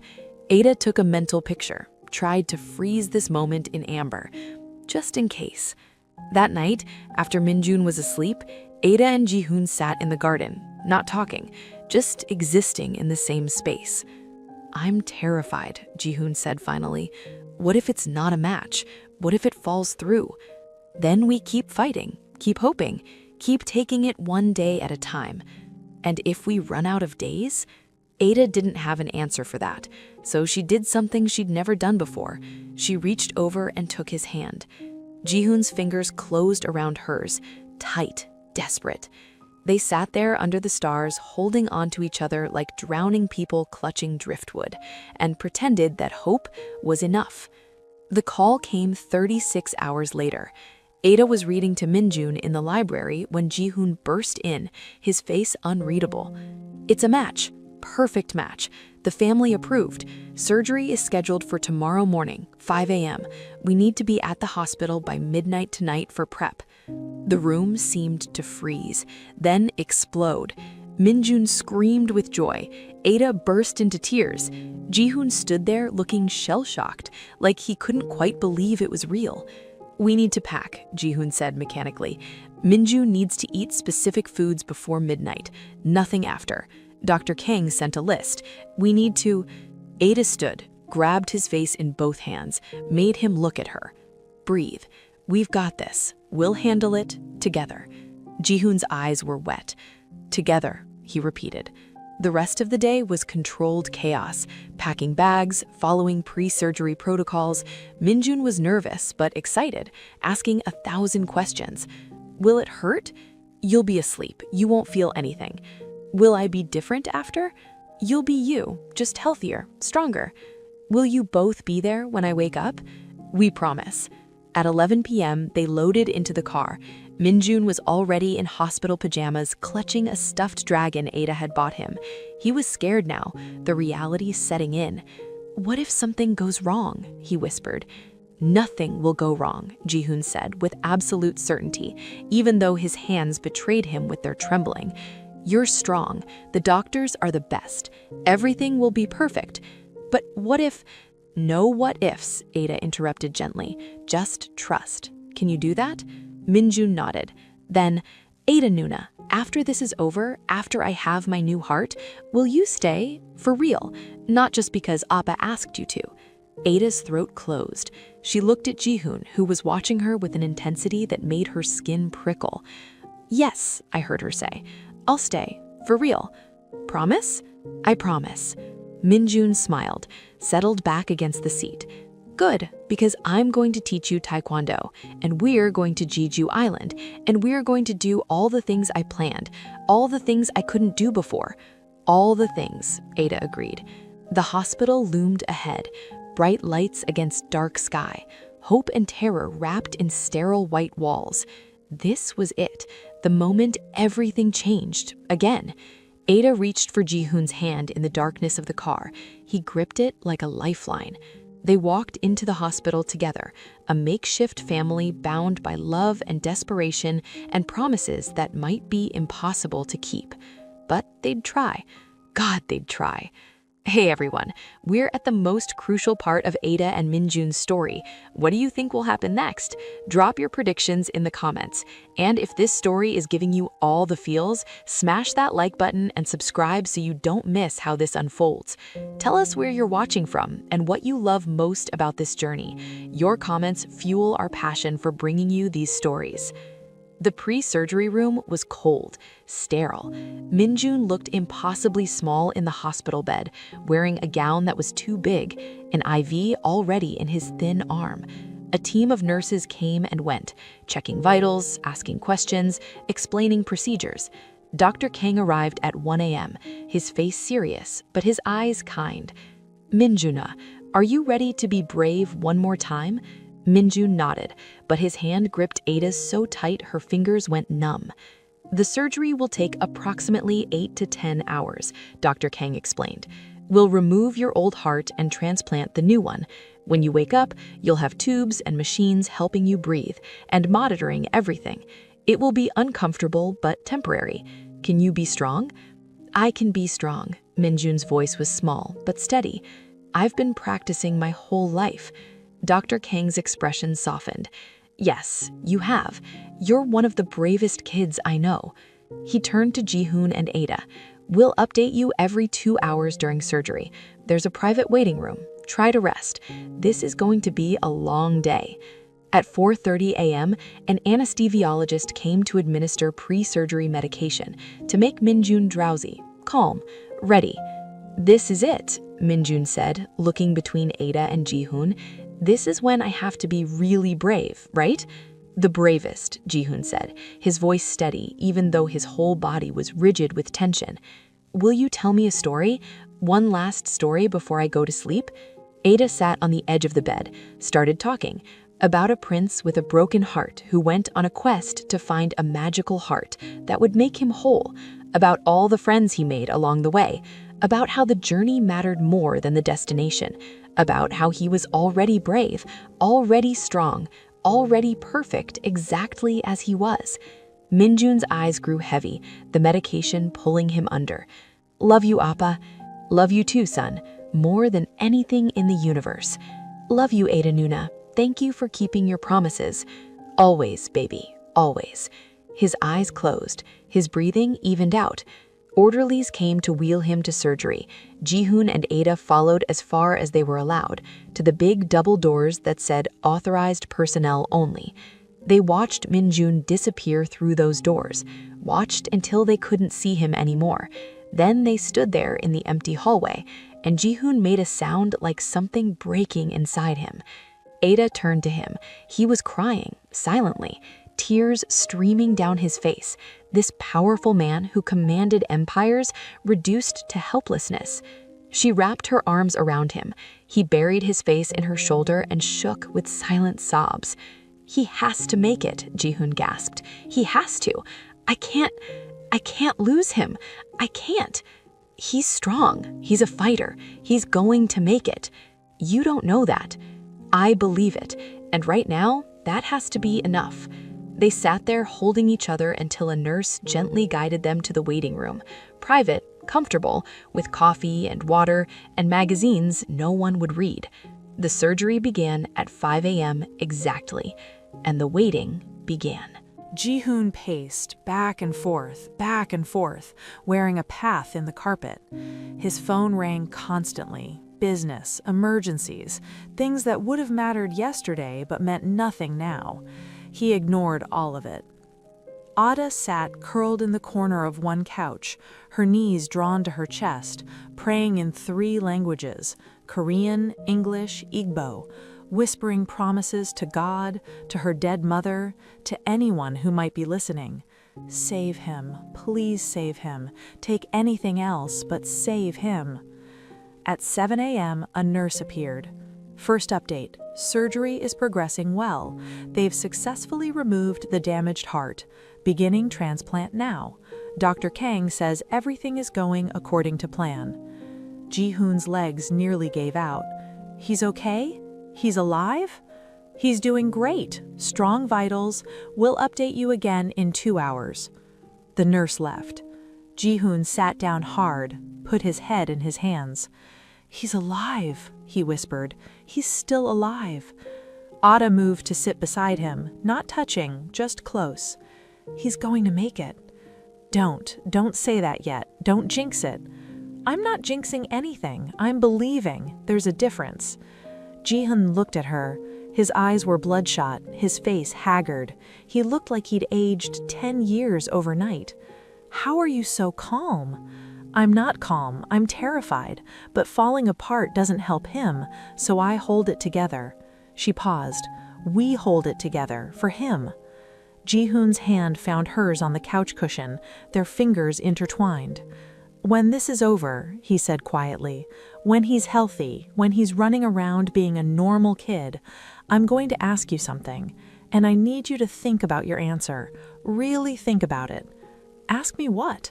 "Not yet. After. When we're not sitting in a hospital terrified he might die. When we can think clearly. When it's not just desperation and fear making us feel things we might not actually feel." Ada's heart hammered. "Jihoon." "After," he repeated. "Just think about it. About us. About what this could be if we let it." Before Ada could respond, his phone rang. He glanced at it, and his expression hardened into something cold and furious. "My mother," he said. The way he said mother made it sound like a curse. "She's called 17 times, texted 43. I've ignored all of them." "Maybe you should—" "No. She made her position clear weeks ago, when the media first caught wind of you, when she demanded I remove the distraction from Minjun's life." His voice was ice. "She called you a phase, a mistake, said I was being manipulated by a foreign gold digger who saw an opportunity." Ada flinched. She'd suspected as much, but hearing it confirmed still stung. "I told her if she couldn't respect the people I chose to have in my life, she wasn't welcome in it. She laughed, said I'd come crawling back when reality set in, when the novelty wore off." Jihoon's grip on Ada's hand tightened. "I haven't spoken to her since, and I won't. Not until she apologizes to you, properly." "Jihoon, she's your mother. And you're—" He stopped, swallowed. "You're important, more important than I want to admit right now. So she can accept that or stay away. Those are her options." The clock ticked. 9 a.m. came and went. The 2-hour mark passed with no update. Jihoon stood again, started pacing. "They said 2 hours. It's been 2 hours and 7 minutes. Why hasn't anyone come? Maybe they're just busy. Maybe—" The door opened. Dr. Kang stood there, still in surgical scrubs, blood on his sleeves, sweat on his forehead. His face was unreadable. Ada's heart stopped. Jihoon froze mid-step. "Is he—" "He's alive." Dr. Kang said it quickly before the panic could fully set in. "The transplant was successful. The new heart is functioning. He's being moved to ICU now." Jihoon made a sound somewhere between a laugh and a sob. Ada felt tears streaming down her face, her whole body shaking with relief. "But," Dr. Kang continued, and that one word dropped like a stone, "the next 72 hours are critical.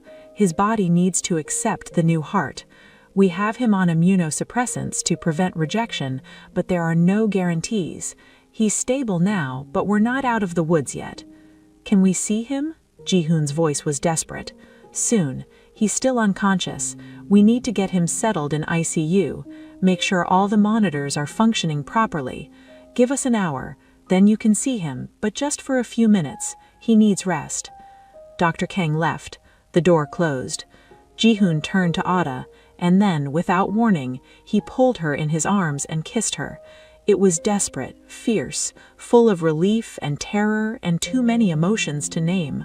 Ada froze for half a second, then kissed him back just as desperately, pouring everything she couldn't say into that kiss.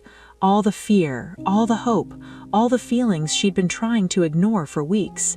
When they broke apart, both breathing hard, Jihoon pressed his forehead to hers. "I know I said after," he whispered. "I know I said when we could think clearly, but I can't wait. I need you to know. I need to say it before another second passes and something else goes wrong and I lose my chance. Jihoon, I love you. The words tumbled out raw and honest. I don't know when it happened. Maybe that first night in the restaurant when you treated my son like he mattered. Maybe when you moved into the guest house and refused to be bought. Maybe yesterday, maybe an hour ago. Maybe it's been building this whole time. But I love you. And I know this is the worst possible timing. I know we're in a hospital and my son is in surgery recovery and everything is complicated and messy, but I couldn't go another minute without telling you. Ada's tears fell faster. You're right, this is terrible timing. His face fell. But I love you too, she continued. I tried not to. I tried to keep distance, to remember this was temporary, to protect myself. But somewhere between breakfast pancakes and bedtime stories and holding your hand while your son fought for his life, I fell completely in love with both of you, and it terrifies me because I know how this story can end. I know what it feels like to lose people, and I don't know if I'm strong enough to survive losing you both. Jihoon cupped her face in his hands. Then we don't lose each other. We fight. We stay. We make this real. It's already real. That's what scares me. Good. Be scared. I'm scared too, but be scared with me, not alone. He kissed her again, softer this time, like a promise. When they pulled apart, Ada laughed shakily. Your son is going to be so smug when he finds out. He'll say he planned this whole thing. He probably did. He's terrifyingly smart when he wants to be. They sat back down, this time pressed close together. No more careful distance. Jihoon's arm around Ada's shoulders, her head on his chest, listening to his heartbeat. Steady, strong, alive. An hour later, a nurse came to take them to ICU. Just a few minutes, she warned. He needs rest. And please, prepare yourselves. He's going to look worse than he is. The tubes and machines can be frightening, but they're all helping him heal. Nothing could have prepared them. Minjun looked so small in the ICU bed, tubes everywhere, down his throat to help him breathe, in his arms, his chest, monitoring everything. Machines beeped and whirred. His skin was pale, almost translucent, dark circles under his eyes, completely still. Jihoon made a sound somewhere between a laugh and a sob. Ada gripped Jihoon's hand. He's stable, the ICU nurse said gently. Everything you're seeing is normal. The breathing tube will come out in a day or two once we're sure he can breathe on his own. The other tubes are temporary. He's doing very well, all things considered. They approached the bed slowly. Jihoon took one of Minjun's small hands. Ada took the other. Hey, buddy, Jihoon whispered. You did it. You were so brave, the bravest. And now you have a new heart, a strong heart. You're going to be okay. You're going to be more than okay. Ada stroked Minjun's hair. We're right here, little prince, Ada said, tears streaming down her face. Both of us, just like we promised, and we're not going anywhere. Minjun didn't respond, didn't move, just lay there breathing with mechanical assistance, fighting a battle they couldn't see. Time to go, the nurse said softly. You can come back in 2 hours, brief visits only for the first day. They left reluctantly, returned to the waiting room. The next 72 hours stretched ahead like a lifetime. The first 24 hours were the hardest. Minjun didn't wake. His body was focused on healing, on accepting the new heart, on surviving. They visited every 2 hours, sat beside him, talked to him even though he couldn't respond, told him stories, made promises about all the things they'd do when he woke up. They took turns trying to sleep on the uncomfortable waiting room couches. Neither succeeded much. At hour 36, Minjun's vitals spiked, heart rate increasing, blood pressure dropping, alarms going off. Dr. Kang and a team rushed in. Jihoon and Ada were pushed out, told to wait. They stood in the hallway. Jihoon's face was ashen. Ada couldn't breathe. He's rejecting it, Jihoon said flatly. His body is rejecting the heart. I knew it was too good to be true. I knew... Stop! Ada grabbed his shoulders. Don't do that. Don't give up on him. He's a fighter. He's not done fighting. What if fighting isn't enough? It has to be. 20 minutes later, Dr. Kang emerged. False alarm. His body was adjusting to the new heart. We've stabilized him. This is normal. Scary, but normal. He's fine. They sagged against each other in relief. At hour 48, the breathing tube came out. Minjun coughed, gagged, but breathed on his own. The ICU team cheered. Ada cried. Jihoon looked like he might pass out from relief. His oxygen levels are perfect, Dr. Kang said, smiling for the first time. The new heart is doing its job. This is very, very good. At hour 60, Minjun's eyes opened. Ada and Jihoon were both there, sitting on either side of his bed during their scheduled visit. They were talking quietly, not expecting any response. Then, in a voice scratchy from the breathing tube but unmistakably his, Minjun whispered, "Appa, Ada Nuna." They both jumped. Jihoon grabbed Minjun's hand. Ada leaned in close. "We're here, baby," Ada said, tears streaming down her face. "We're right here." "Did it work?" Minjun's voice was so small. "Do I have a new heart?" "You have a beautiful new heart," Jihoon said, his voice breaking, "and it's working perfectly.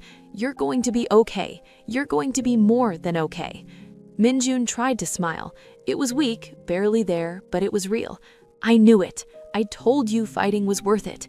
His eyes started to close again. "Love you both so much." He drifted back to sleep. Natural sleep this time, not unconsciousness. Healing sleep. The nurse smiled. "He's through the worst of it. This is exactly what we wanted to see." Ada and Jihoon looked at each other across Minjun's sleeping form. No words needed. Everything they felt was written on their faces. They'd done it. He'd done it. He was going to live. By hour 72, Minjun was sitting up, still weak, still covered in tubes and monitors, but alert, talking, complaining about the hospital food, making jokes. "I'm basically a superhero now, right, Ada?" during a visit. "I died and came back to life with a new heart. That's superhero origin story stuff." Ada laughed through happy tears. "Absolutely. What's your superhero name?" Heart Boy? No, that's terrible. The Cardiac Kid? He scrunched his nose. "I'll workshop it." Jihoon watched from the corner, his face soft with an expression Ada had never seen before. Peace. Actual peace. Dr. Kang came in for evening rounds. If he continues improving at this rate, we can move him to a regular room tomorrow, and if all goes well, home in a week, with lots of restrictions and follow-up appointments, but home. Home, Minjun repeated dreamily, with my Legos and my books and my family. He looked at Ada and Jihoon meaningfully. After Dr. Kang left, Minjun gestured for them to come closer. They leaned in. "I know what you're going to tell me," he said in a conspiratorial whisper. "What's that?" Jihoon asked. "That you're in love, that you're going to be together for real, not just because of me." Minjun grinned, looking far too pleased with himself for a kid who just had open heart surgery. "I knew it. I planned it, actually, from the very beginning." Ada's mouth fell open. "You planned it?" "Well, not the heart transplant part. That was just bad luck. But the rest, totally planned. I needed a new Oma. Appa needed someone who wasn't scared of him. You both needed each other but were too stubborn to see it. So I helped." He looked incredibly proud. "You manipulative little—" "I prefer strategic," he corrected primly. "So, am I right? Are you together?" Jihoon looked at Ada. Ada looked at Jihoon. "Yeah," Jihoon said softly. "We're together." "For real? Not fake, not temporary." "For real," Ada confirmed, "if you're okay with that." Minjun's smile was blinding. "I'm more than okay with it. I'm perfect with it. This is exactly what I wanted." He yawned suddenly, the excitement wearing him out. "When I get out of here, can we have a real family dinner, all three of us? And maybe you could move into the main house, Ada Nuna, instead of the guest house, so we're really together, like a real family?" Ada's heart swelled so big she thought it might burst. She looked at Jihoon, who nodded. "If that's what you want, if that's what you both want, it's what I want," Jihoon said firmly. "Then yes, we'll be a real family, all three of us." Minjun fell asleep smiling, the happiest Ada had ever seen him. In the hallway outside his room, Jihoon pulled Ada close. "You're right, you know. I do need you. Not because of him, because of me. Because you make me want to be better. Because you see past the money and the power and the walls I've built. Because you love my son like he's yours. Because somewhere in all this chaos, you became mine and I became yours. We became each other's," Ada corrected. "We became each other's." He kissed her there in the hospital hallway, soft and sweet and full of promise. When they pulled apart, Ada whispered, "Your mother is going to hate this." "Let her. I don't care. You and Minjun are my family now. She either accepts that or she doesn't. Her choice." "And the media, the gossip, the people who will say terrible things? Let them talk. I've built my entire life trying to control what people think, what they say, how they see me. I'm done. The only opinions that matter are in that room." He gestured to where Minjun slept. "Everything else is just noise." Ada leaned her head on his shoulder. "When did you become so wise?" "About 5 minutes ago, when I almost lost everything that actually matters." They stood there, wrapped in each other, and for the first time since this whole thing began, Ada let herself believe in happy endings. Maybe they weren't guaranteed. Maybe there would be more struggles ahead. But right now, in this moment, they had each other. They had Minjun. They had hope. And sometimes, that was enough. Sometimes, that was everything. 1 week later, they brought Minjun home. The estate was decorated with welcome home banners. Mrs. Kim had made all of Minjun's favorite foods. The staff lined up to greet him, everyone beaming. Minjun was still weak, still had restrictions, still needed constant monitoring, but he was alive, he was home, and his new heart beat strong and steady in his chest. That night, after dinner, after settling Minjun into his room, after the nurses checked his vitals one last time, Ada and Jihoon stood in the garden under the stars. "I have something for you," Jihoon said. He pulled out a small box. Velvet, the kind that made Ada's heart skip. "Jihoon, it's not what you think. Well, it is, but not yet. Not until you're ready. No pressure, no timeline." He opened the box. Inside was a ring, simple platinum band with 3 small stones, emerald, amethyst, diamond. "Us," Jihoon said quietly, "a family. This is a promise ring. A promise that when you're ready, if you're ready, I want to make this permanent, legal, real in every possible way." He looked at her. "No rush, no pressure, just think about it. Think about forever." Ada took the ring, slipped it on her finger. It fit perfectly. Of course it did. "I don't need to think about it," she said. "I already know my answer." "Yeah?" "Yeah," she smiled. "Ask me." He dropped to one knee right there in the garden. "Adana Okafor, will you marry me? For real this time? Will you be my family, my partner, my everything? Will you help me raise our son and build a life and figure out this whole messy, beautiful thing together?" "Yes," Ada said simply. "Yes to all of it. Yes to forever." He stood, pulled her into his arms, kissed her like they had all the time in the world, which they did. Finally, they had time. Above them, Minjun's window opened. His small voice called down, "I KNEW it. I told you, I'm the best matchmaker ever." They laughed, looked up to see him leaning out the window, grinning like he'd won the lottery. "Get back in bed," Jihoon called up. "You're supposed to be resting." "I'm too excited to rest. We're getting married, like for real, for real. This is the best day of my entire life. Wait till I tell everyone at school. My Oma is the coolest, and my Appa finally figured out he was in love." A nurse gently pulled him back inside. We could hear his excited chattering even after the window closed. "Our son is something else," Ada said. "Our son," Jihoon repeated, like he was testing the words. "I like the sound of that." "Me too." They stood there, engaged, in love, with a child upstairs who'd brought them together through sheer force of will and a pinky promise.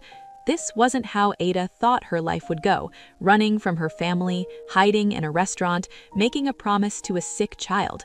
But somehow, impossibly, that promise had led her here, to love, to family, to home. And she wouldn't change a single moment of it. Not one. Minjun recovering beautifully, his new heart beating strong, wedding planning that involved far too many opinions from a 7-year-old about flowers and cake flavors, quiet evenings with Jihoon that felt normal, domestic, real. The first article appeared on a gossip website known for trafficking in half-truths and insinuation. Park Ji-hoon's mystery fiancé, gold digger or true love? The photos were grainy but clear enough. Ada leaving a hospital appointment with Minjun, Ada and Jihoon at a private restaurant, holding hands across the table, Ada moving boxes into the main house, Jihoon's arm around her waist. The comments section exploded. She trapped him with the sick kid. Black women always going after rich Asian men. What does she have that Korean women don't? This is disgusting. He's betraying his culture. I bet she got pregnant on purpose. Gold digger found her meal ticket. Ada read them all, each one a small cut. She told herself they didn't matter, that internet strangers' opinions meant nothing, that she and Jihoon were real, solid, unshakable. But they still hurt. Jihoon found her in the library, phone in hand, tears streaming down her face silently. What happened? He was at her side instantly, taking the phone, reading. His face darkened with each swipe. Ada, it's fine. I knew this would happen. I just didn't think... Her voice broke. I didn't think it would feel this awful. Having strangers pick apart my relationship, my intentions, my entire existence. Jihoon's jaw clenched. I'm calling our lawyers. We'll sue for defamation.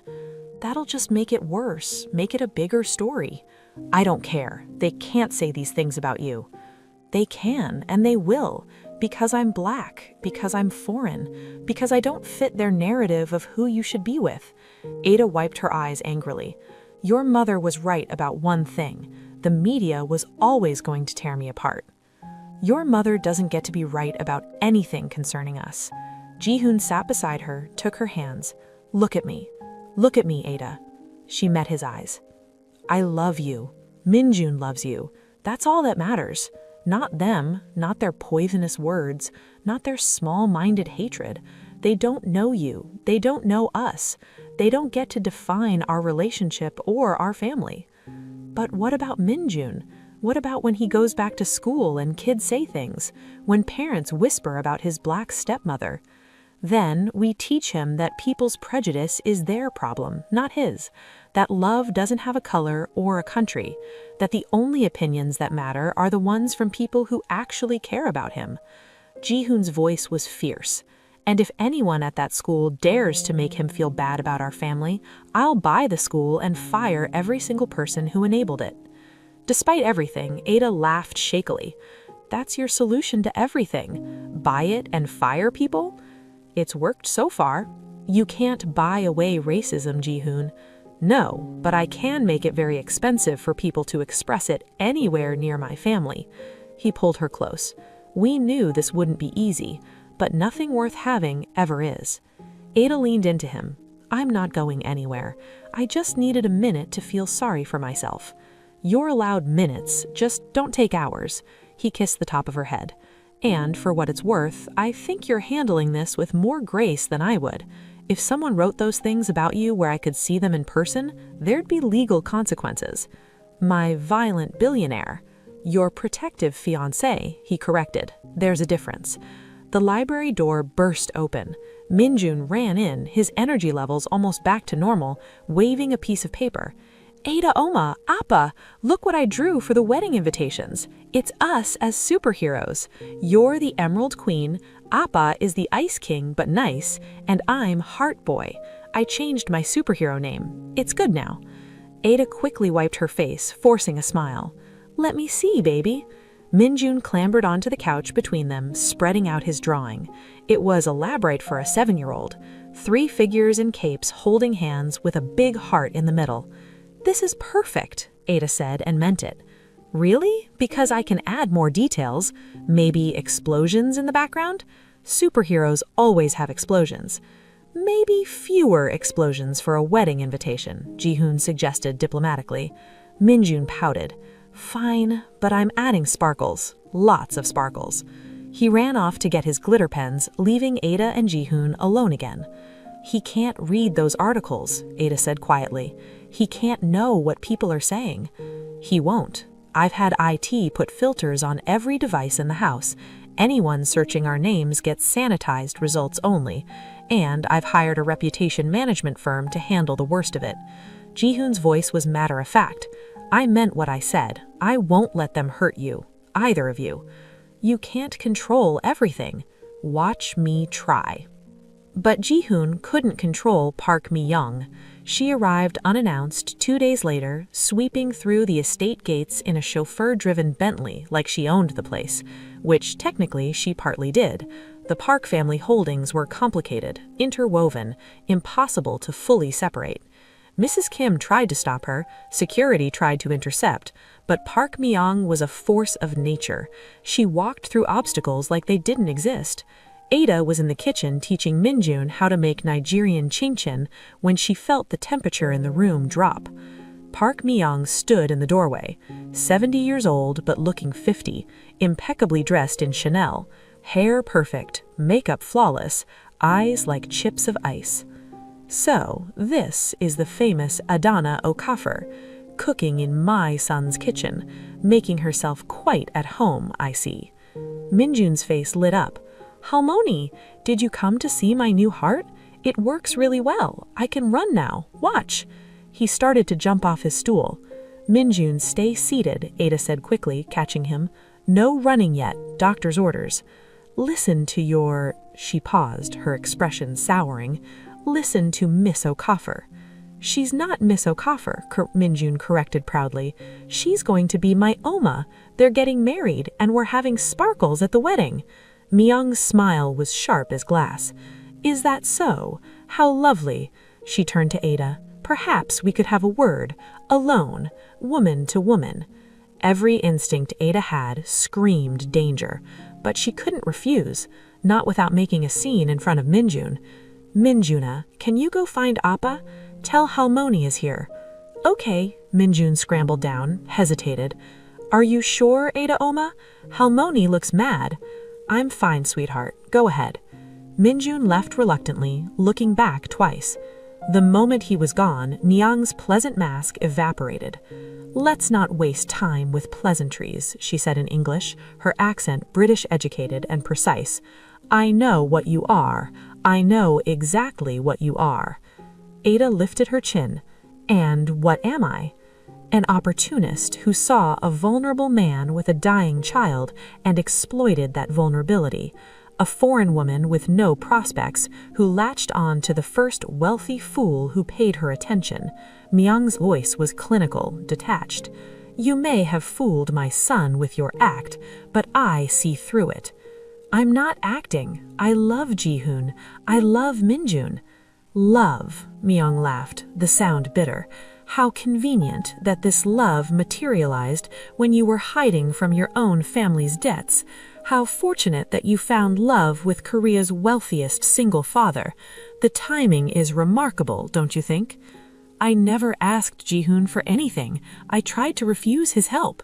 Of course you did. That's how the best cons work. Refuse at first, appear reluctant, make them chase you, make them think it was their idea. I've lived 70 years in this world, girl. I've seen every scheme, every angle. You're not even particularly original. Ada's hands clenched at her sides. You don't know anything about me. I know enough. I know your mother was a disgrace who married a Nigerian man and paid the price for it. I know you grew up poor, marginalized, desperate. I know you've worked menial jobs your entire adult life.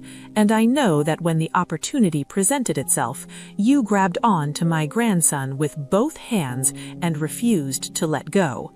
That's not what happened, isn't it? Mi-young pulled an envelope from her purse. Thick, heavy. She set it on the kitchen counter. 10 billion won, approximately $8 million US. It's yours. Take it and disappear from my son and grandson's lives. Quietly, cleanly. A breakup, a realization you're not compatible, whatever story you want to tell. But you leave, tonight. Ada stared at the envelope. More money than she'd ever imagined. Enough to disappear, start over anywhere in the world, never worry about anything again. No. Excuse me? I said no. Ada's voice was steady. I'm not leaving. I'm not taking your money. I'm not disappearing from their lives. Myung's expression hardened. You don't understand the position you're in. I can destroy you. I can make your life a living hell. I have the resources, the connections, the power to make you wish you'd never heard the name Park. Then do it. Ada met her eyes. Destroy me. Make me miserable. Use all your resources. I still won't leave. Because unlike you, I actually love your grandson. I love him enough to endure whatever you throw at me. Can you say the same? How dare you? Where were you when he was dying? Ada's voice rose.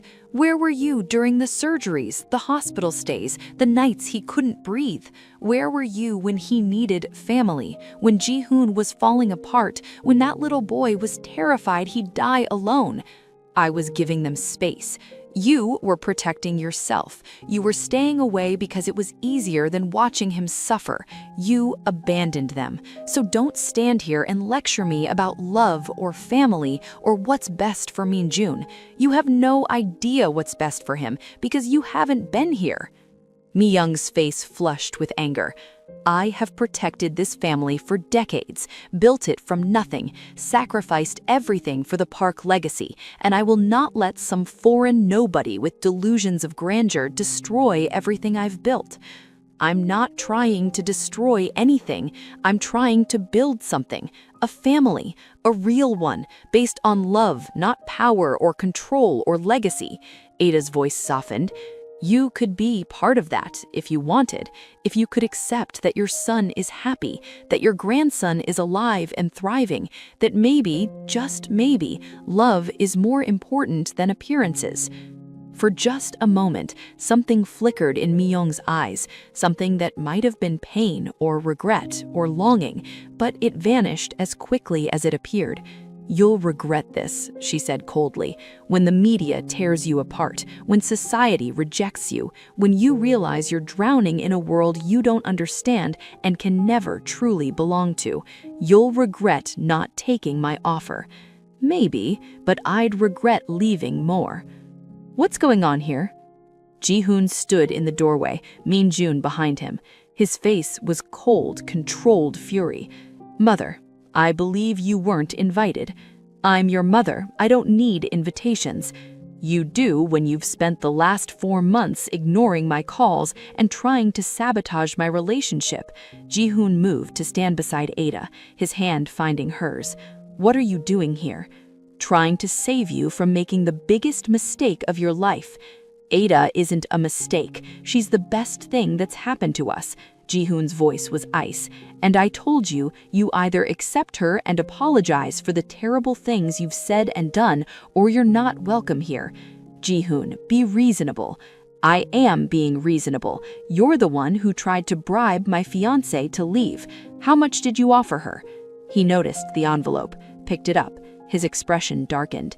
10 billion won. Generous. Too bad Ada isn't for sale. Everything has a price. She doesn't. Jihoon's voice was final. Ada, did you accept this? No. Did you even consider it? For about half a second. Then I realized I'd rather have you and Minjun than all the money in the world. Jihoon smiled, real and warm. Good answer. He turned back to Mi-young. You need to leave, now, and don't come back until you can treat Ada with the respect she deserves. You're choosing her over your own mother? Mi-young's voice cracked slightly. I'm choosing my family. Ada is my family. Minjun is my family. You could be too if you'd stop trying to control everything and just let us be happy. Jihoon's voice softened fractionally. I love you, mother, but I love them more, and I won't sacrifice their happiness for your pride. Mi-young stood there, her perfect composure cracking. For a moment, she looked old, tired, lost. This isn't over, she said finally. Yes, it is, Jihoon replied. Security will see you out. Mi-young left, her spine rigid, her head high, but Ada saw the tremor in her hands as she clutched her purse. The moment she was gone, Minjun ran to Ada, throwing his arms around her waist. "Are you okay, Ada Oma? Did Halmeni hurt you?" "I'm fine, baby. Just a grown-up conversation." "She tried to make you leave, didn't she?" "She heard some of it. She wanted to give you money to go away." Ada knelt down, cupped his face. "Yes, but I said no, because I love you and your appa more than any amount of money. I'm not going anywhere, I promise." "Pinky promise?" She hooked her pinky around his. "Pinky promise." Minjun hugged her tight. Over his head, Ada met Jihoon's eyes. "That was brave," Jihoon said quietly, standing up to her. "Most people can't. I've faced worse than angry rich women. I can handle her." "I know you can, but you shouldn't have to." Jihoon pulled them both into a hug, the three of them standing in the kitchen, holding each other. "I'm sorry. For her. For all of it. Not your fault. Still sorry." Minjun pulled back. "Can we finish making the chin-chin now? I want to eat fried dough and forget about how many being mean." Ada laughed. "Yes, let's make chin-chin." As they returned to cooking, Ada felt the weight of the confrontation settling. This wasn't over. Mi-young wasn't the type to give up easily. There would be more attacks, more attempts to drive them apart. But Ada had meant what she said. She wasn't going anywhere. This was her family now, and she'd fight for it. Whatever came next, they'd face it together. The wedding was planned for spring, 6 months after Minjun's transplant, giving him time to fully recover and regain his strength. Small, intimate, just close friends and family. No media, no spectacle, just love and commitment and 3 people becoming something official. But first, they had to survive winter. The media attention intensified. More articles, more photos, paparazzi camping outside the estate, reporters calling Jihoon's office constantly, demanding comments about his controversial relationship. Someone leaked details of Ada's past, her mother's story, her father abandoning them, the years of poverty, the struggles, the run-down apartments and menial jobs. From waitress to wife, the Cinderella story that has Korea divided. The narrative painted Ada as either a victim to pity or a schemer to condemn, depending on the outlet. No one seemed interested in the truth, that she was just a woman who fell in love with a man and his son, that it was complicated and real and messy. Jihoon hired a PR firm. Ada refused to do interviews, refused to engage with the speculation. She just kept living her life, taking Minjun to school, helping with homework, planning a wedding, being a family. But the pressure built. The comments, the stares, the whispers, the way other parents at Minjun's school suddenly became very interested in who was picking him up, the questions from teachers about his home situation. One day, Minjun came home from school quiet, too quiet. "What's wrong, baby?" Ada asked, finding him sitting in his room, not playing, not reading, just sitting. "Some kids at school said things about you and Appa, about us." "What kind of things?" "That you're only with Appa for money, that you don't really love us, that you're going to leave once you get what you want." His voice was small. "They said their parents said so, that it's wrong, that we're not a real family." Ada sat beside him, her heart breaking. "And what do you think?" Minjun looked at her with those 2 wise eyes. "I think they're stupid. I think we're the most real family ever. I think you saved me, not just by being here when I was sick, but by making Appa happy again, by making our house feel like a home." "Oh, Minjun," Ada pulled him close. "But it still hurt that they said it, that other people think bad things about you." She pulled back to look at her. "Does it hurt you too when people say mean things?" "Yes, it does." "Then why do you stay? If it hurts, why don't you leave and make it stop hurting?" Ada thought carefully about her answer. "Because some things are worth hurting for, some things are worth fighting for, and you and your Appa are worth every hard moment, every mean comment, every difficult day. Because at the end of those days, I get to come home to you. I get to be your family, and that's worth everything." Minjun was quiet for a moment. Then, I told the kids that you're the bravest person I know, that you fight bad guys every day just by existing in a world that doesn't want you to exist, that you're my hero, and if they don't like it, they can go away. Ada laughed and cried at the same time. What did they say to that? They said I was stupid too, so I said I didn't want to be friends with people who are mean about my Uma anyway. Then I sat by myself at lunch. He paused. But it was okay. I had my superhero drawing. I looked at it and felt better. I'm sorry you had to deal with that. It's okay. I'm tough. I had a heart transplant. I can handle mean kids. But his voice wavered slightly. Jihoon appeared in the doorway. I heard. His face was dark. I'm calling the school. Jihoon. No, this stops now. I won't have my son bullied because of my choices. I won't have him punished for our family. You can't protect him from everything. Watch me. But Ada knew he was wrong. He couldn't protect Minjun from this, from living in a world that would judge their family, that would make assumptions, that would treat them as less than because they didn't fit the expected mold. All they could do was teach Minjun to be strong, to be proud, to know that their family's love was real, even if others questioned it. That night, the three of them huddled together in Minjun's room. They read stories, talked about difficult things in age-appropriate ways, made promises to always be honest with each other, to always support each other, to be a team against whatever the world threw at them. And Ada realized something. This was it. Spring arrived like a promise kept. The cherry blossoms bloomed across Seoul, painting the city in shades of pink and white. Minjun's health continued to improve beyond even Dr. Kang's optimistic projections. His energy was boundless now, his color healthy, his new heart beating strong and steady. Ada woke up one Saturday morning to find Jihoon already gone from bed. She found him in his study, on the phone, his voice tense. I don't care what it costs. Make it happen. He paused, listening. Yes, I understand the optics. I don't care about the optics. Do it anyway. He hung up, ran his hands through his hair. What's wrong? Ada asked from the doorway. Jihoon turned, his expression conflicted. My mother, she's planning something. My sources say she's been meeting with journalists, conservative politicians, people who have influence over public opinion. She's going to try to stop the wedding. She's going to try to make it impossible for us to have any peace. She's planning a media blitz, coordinated articles, concerned citizens speaking out about how our relationship damages Korean values, political commentary about the importance of cultural preservation. He looked exhausted. She's weaponizing nationalism against us. Ada's stomach churned. Can she do that? Actually stop us? No, but she can make our lives hell. Make it so we can't go anywhere without protests. Make it so Minjun can't attend school without security. Make it so you're unsafe just walking down the street. Jihoon's hands clenched into fists. I won't let her do that to you. To him, I won't. So what do?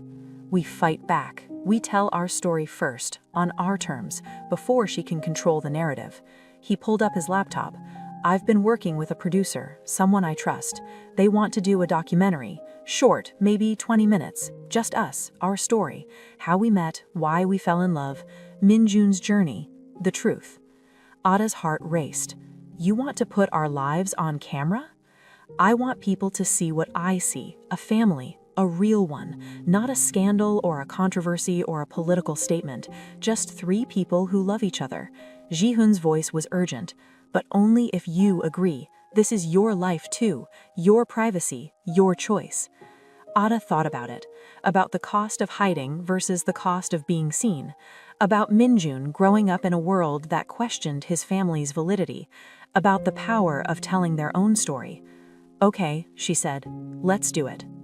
The documentary crew arrived 2 days later, small, discreet, just a director, a camera operator, and a sound person. They spent a week filming. Conversations at the breakfast table, Minjun showing off his Lego collection, Ada teaching him to cook Nigerian food, Jihoon reading bedtime stories. They interviewed each of them separately. Minjun sat in his room, surrounded by his drawings and toys, explaining to the camera with 7-year-old earnestness how he'd found Ada hiding in a restaurant and known immediately she was supposed to be his Emma. "She wasn't scared of me being sick," he said seriously. "Everyone else gets this look when they find out about my heart, like I'm already broken, like I might die if they look at me too hard. But Ada Emma just treated me like I was normal, like I was a person, not a disease. That's when I knew she was the one." Jihoon's interview was in his study, formal at first, his walls up. But as he talked about watching his son deteriorate, about the helplessness, about meeting Ada and seeing hope return to Minjun's eyes, his composure cracked. "I'd given up," he admitted, his voice raw. "Not on fighting for him, but on believing he'd ever be truly happy again, on believing I could give him a childhood instead of just medical treatments and hospital stays. Then this woman appeared, and suddenly he was smiling, laughing, planning a future, and I realized I'd been so focused on keeping him alive that I forgot he needed reasons to want to stay alive." Ada's interview was in the garden, surrounded by the flowers Minjun helped plant. She talked about her mother, about growing up between worlds, about the isolation of never quite belonging anywhere. "When Minjun asked me to marry him," she said, "I thought it was just a game, a sweet moment, but he was serious. He saw me and decided I belonged with them, and for the first time in my life, I felt like I'd found where I fit." She wiped her eyes. "People say I'm with Jihoon for money or status, or whatever story makes sense to them, but the truth is so much simpler and so much more complicated. I'm with him because he makes me laugh, because he sees me as I am, not as what I should be, because we built something real in the middle of chaos, because his son decided we were family and refused to accept any other reality." The documentary ended with all three of them together, sitting in the garden at sunset, Minjun between Ada and Jihoon, holding both their hands. "What do you want people to know?" the director asked off-camera. Minjun answered first. "That we're real, that my family isn't weird or wrong or bad, it's just different, and different is okay." Jihoon added, "That love doesn't look the same for everyone, that sometimes the family you choose is stronger than the family you're born into, that my son is alive because of this woman, and I'm alive because of both of them." Ada finished, "That we're just people trying to be happy. We're not a statement or a scandal, we're a family, and we deserve the same respect any family deserves." The camera pulled back, showing them silhouetted against the sunset, Minjun's laughter echoing as he pointed out shapes in the clouds. The documentary released 2 weeks before the wedding. It went viral within hours. The response was overwhelming, split, predictably, but the support outweighed the hate by a significant margin. International media picked it up. Korea's most controversial family speaks out. Opinion pieces appeared defending them, challenging xenophobia and racism, celebrating their courage. There was still backlash, still protests organized by conservative groups, still vicious comments on social media, but there was also an outpouring of love. Letters from multicultural families across Korea thanking them for being visible, messages from single parents, from adoptive families, from anyone who'd ever felt their family was judged or diminished, and crucially from Minjun's classmates who watched it with their parents and came to school the next day with new understanding. "My mom said she was wrong about your family," one boy told Minjun at lunch. "She said she didn't understand before, but now she does. She said your Emma is really brave." "I know," Minjun said proudly. "She's the bravest." Park Mi-young's response came 3 days before the wedding.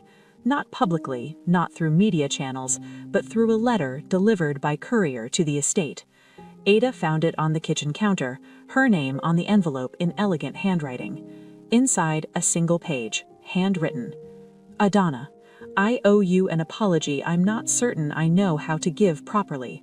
I have spent my entire life building walls, protecting what I believed mattered most: legacy, name, power. I sacrificed everything for those things, including my relationship with my son.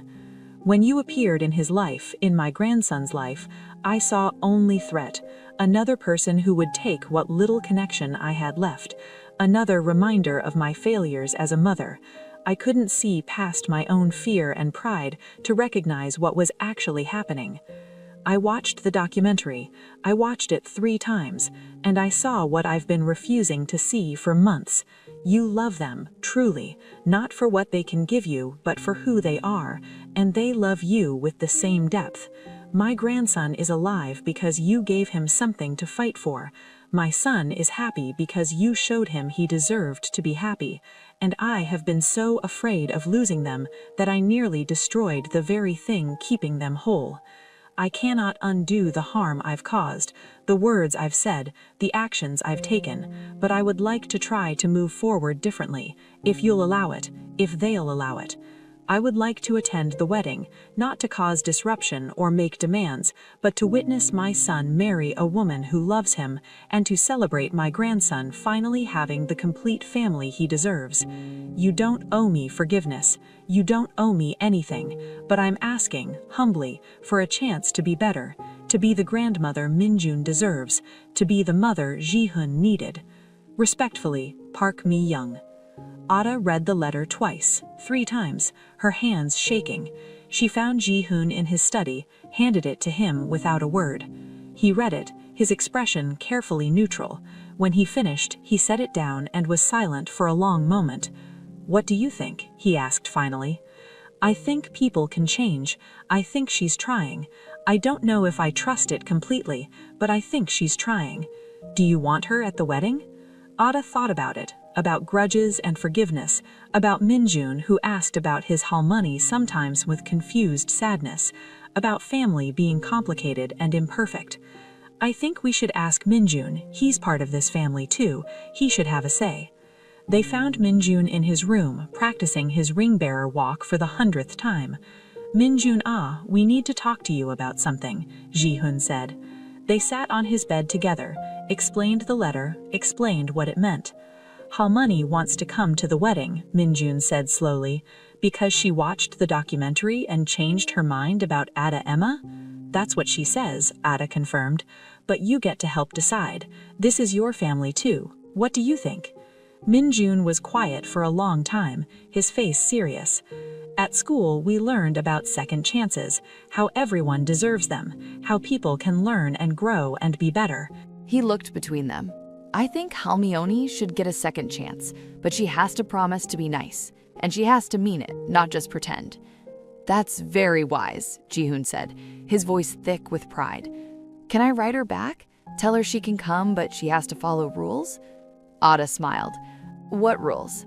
"No being mean to Ada Oma, no trying to make you break up, no saying our family is wrong, and she has to sit through the whole ceremony, even if there are sparkles and Nigerian dancing." He paused. "Oh, and she has to bring a good present, a really good one, to make up for being mean before." "I think those are excellent rules," Jihoon said. So Minjun wrote a letter back, in his careful 7-year-old handwriting, listing his rules. They sent it that afternoon. Mi-young's response came the next day. "Minjun, I accept your rules, all of them. I will be there. I will be kind. I will celebrate your family with the respect and joy it deserves. And I promise the present will be very, very good. Love, Halmione." The wedding day arrived with perfect spring weather. The ceremony was held in the estate garden, transformed into something magical. Cherry blossoms fell like snow, white chairs arranged in rows, an altar decorated with both Korean and Nigerian elements, a fusion that represented their family perfectly. 60 guests, close friends, colleagues who'd become friends, Minjun's favorite teachers, Dr. Kang and the medical team who'd saved his life, Mrs. Kim and the household staff who'd become family, a few carefully selected family members on both sides who'd proven themselves worthy of inclusion, and Park Mi-young, sitting in the second row, wearing a soft expression Ada had never seen on her face before. Minjun was the ring bearer, wearing a tiny tuxedo he'd insisted had to match his appas. He took his job very seriously, walking down the aisle with exaggerated care, the rings secured on a pillow covered in sparkles. The ceremony was officiated by a minister who agreed to blend Christian and traditional Korean elements with secular touches. Ada wore a dress that was both white wedding gown and incorporated traditional Nigerian patterns in the embroidery. Jihoon wore a modern suit with subtle hanbok elements. When it came time for vows, they'd written their own. Jihoon went first.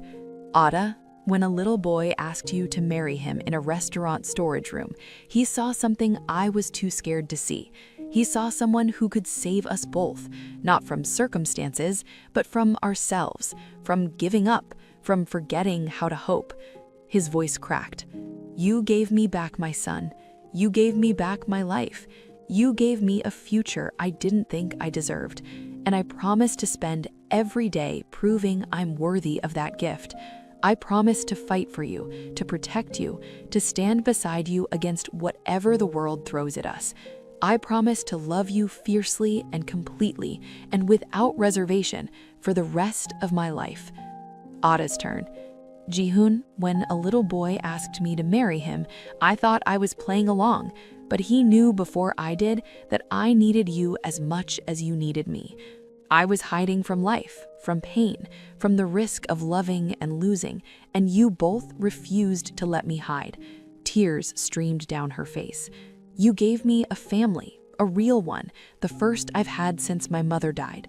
You gave me a home, not a house, but a place where I belong completely and without question. I promise to love your son like he's mine, because he is mine. I promise to build with you, to grow with you, to face every challenge with you. I promise to be your family, your partner, your home for the rest of my life. They exchanged rings, the emerald amethyst diamond ring Jihoon had given her, a matching band for him with the same stones. By the power vested in me, the minister said, I now pronounce you husband and wife. You may kiss your bride. Jihoon pulled Ada close and kissed her as everyone cheered. Minjun jumped up and down, shouting, They did it! They got married for real! We're a real family now! We were always a real family, Ada said, pulling him into a hug. Now it's just official. The reception was a beautiful chaos. Korean food and Nigerian food side by side, traditional dances and modern music. Minjun's elaborate toast about how he planned the whole thing from the beginning. Dr. Kang crying while telling stories about Minjun's recovery. Friends and family celebrating something that seemed impossible just months ago. Park Mi-young approached Ada during a quiet moment. They stood side by side, watching Minjun dance with Jihoon. Thank you, Mi-young said quietly, for giving me another chance, for letting me be here, for saving my family. I didn't save anyone. We saved each other. Perhaps, Mi-young paused. My gift to you both, is this. I've established a foundation in Minjun's name for multicultural families in Korea, support services, legal assistance, advocacy, so other families like yours don't have to fight as hard as you did. She looked at Ada. I can't undo my mistakes, but I can try to prevent others from making them. Ada's eyes filled with tears. That's incredible. It's the least I can do, Mi-young said quietly. My grandson taught me something. Through his courage, his heart, his absolute certainty that love is all that matters. I want to honor that, to help build a world where he can grow up without his family being questioned or diminished. He would love that. I hope so. Mi-young hesitated. May I hug you? I know I don't deserve it, but Ada pulled her into an embrace. Mi-young stiffened for a moment, then softened, returning the hug. Thank you, Mi-young whispered, for being the daughter I never had, for loving my son when I failed to, for saving my grandson, for giving this family a future. Thank you for trying, Ada said. That's all we can ask of anyone, to try. As the sun set over the garden, Ada stood with Jihoon's arm around her waist, watching Minjun show his grandmother his superhero drawings, explaining his elaborate backstory for each character. We did it, Jihoon murmured. Against every odd, every obstacle, we actually did it. We did, Ada agreed. We built a family. The best kind, the chosen kind. Minjun ran over, grabbing both their hands. Come on, they're doing the Nigerian dance. We all have to do it together, as a family. They let him pull them onto the dance floor, where the DJ was playing a fusion of Korean and Nigerian music that shouldn't have worked, but somehow did. They danced together, all three of them, laughing and spinning and completely, perfectly happy.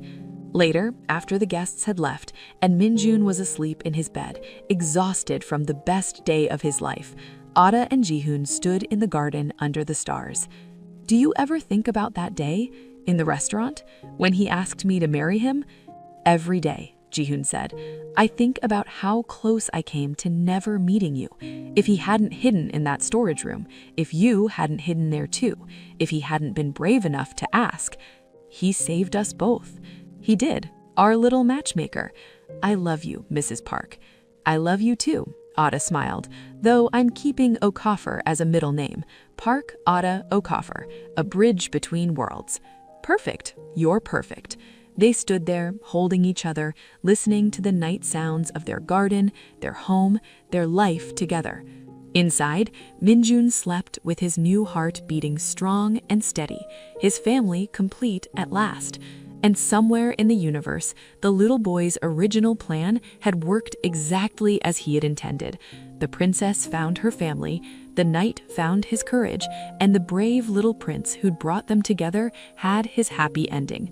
Not the ending, just the beginning of everything that mattered, of everything that was real, of everything that was theirs.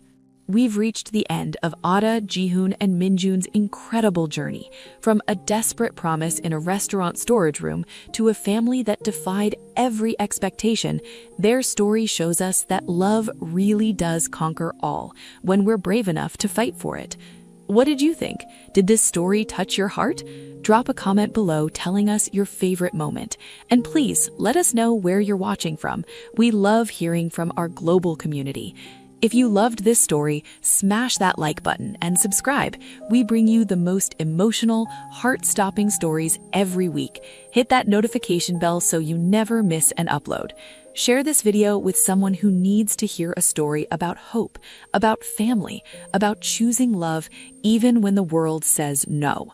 Share it with someone who needs to believe in happy endings. Thank you for being part of this journey. Thank you for your comments, your support, your love. You make these stories possible.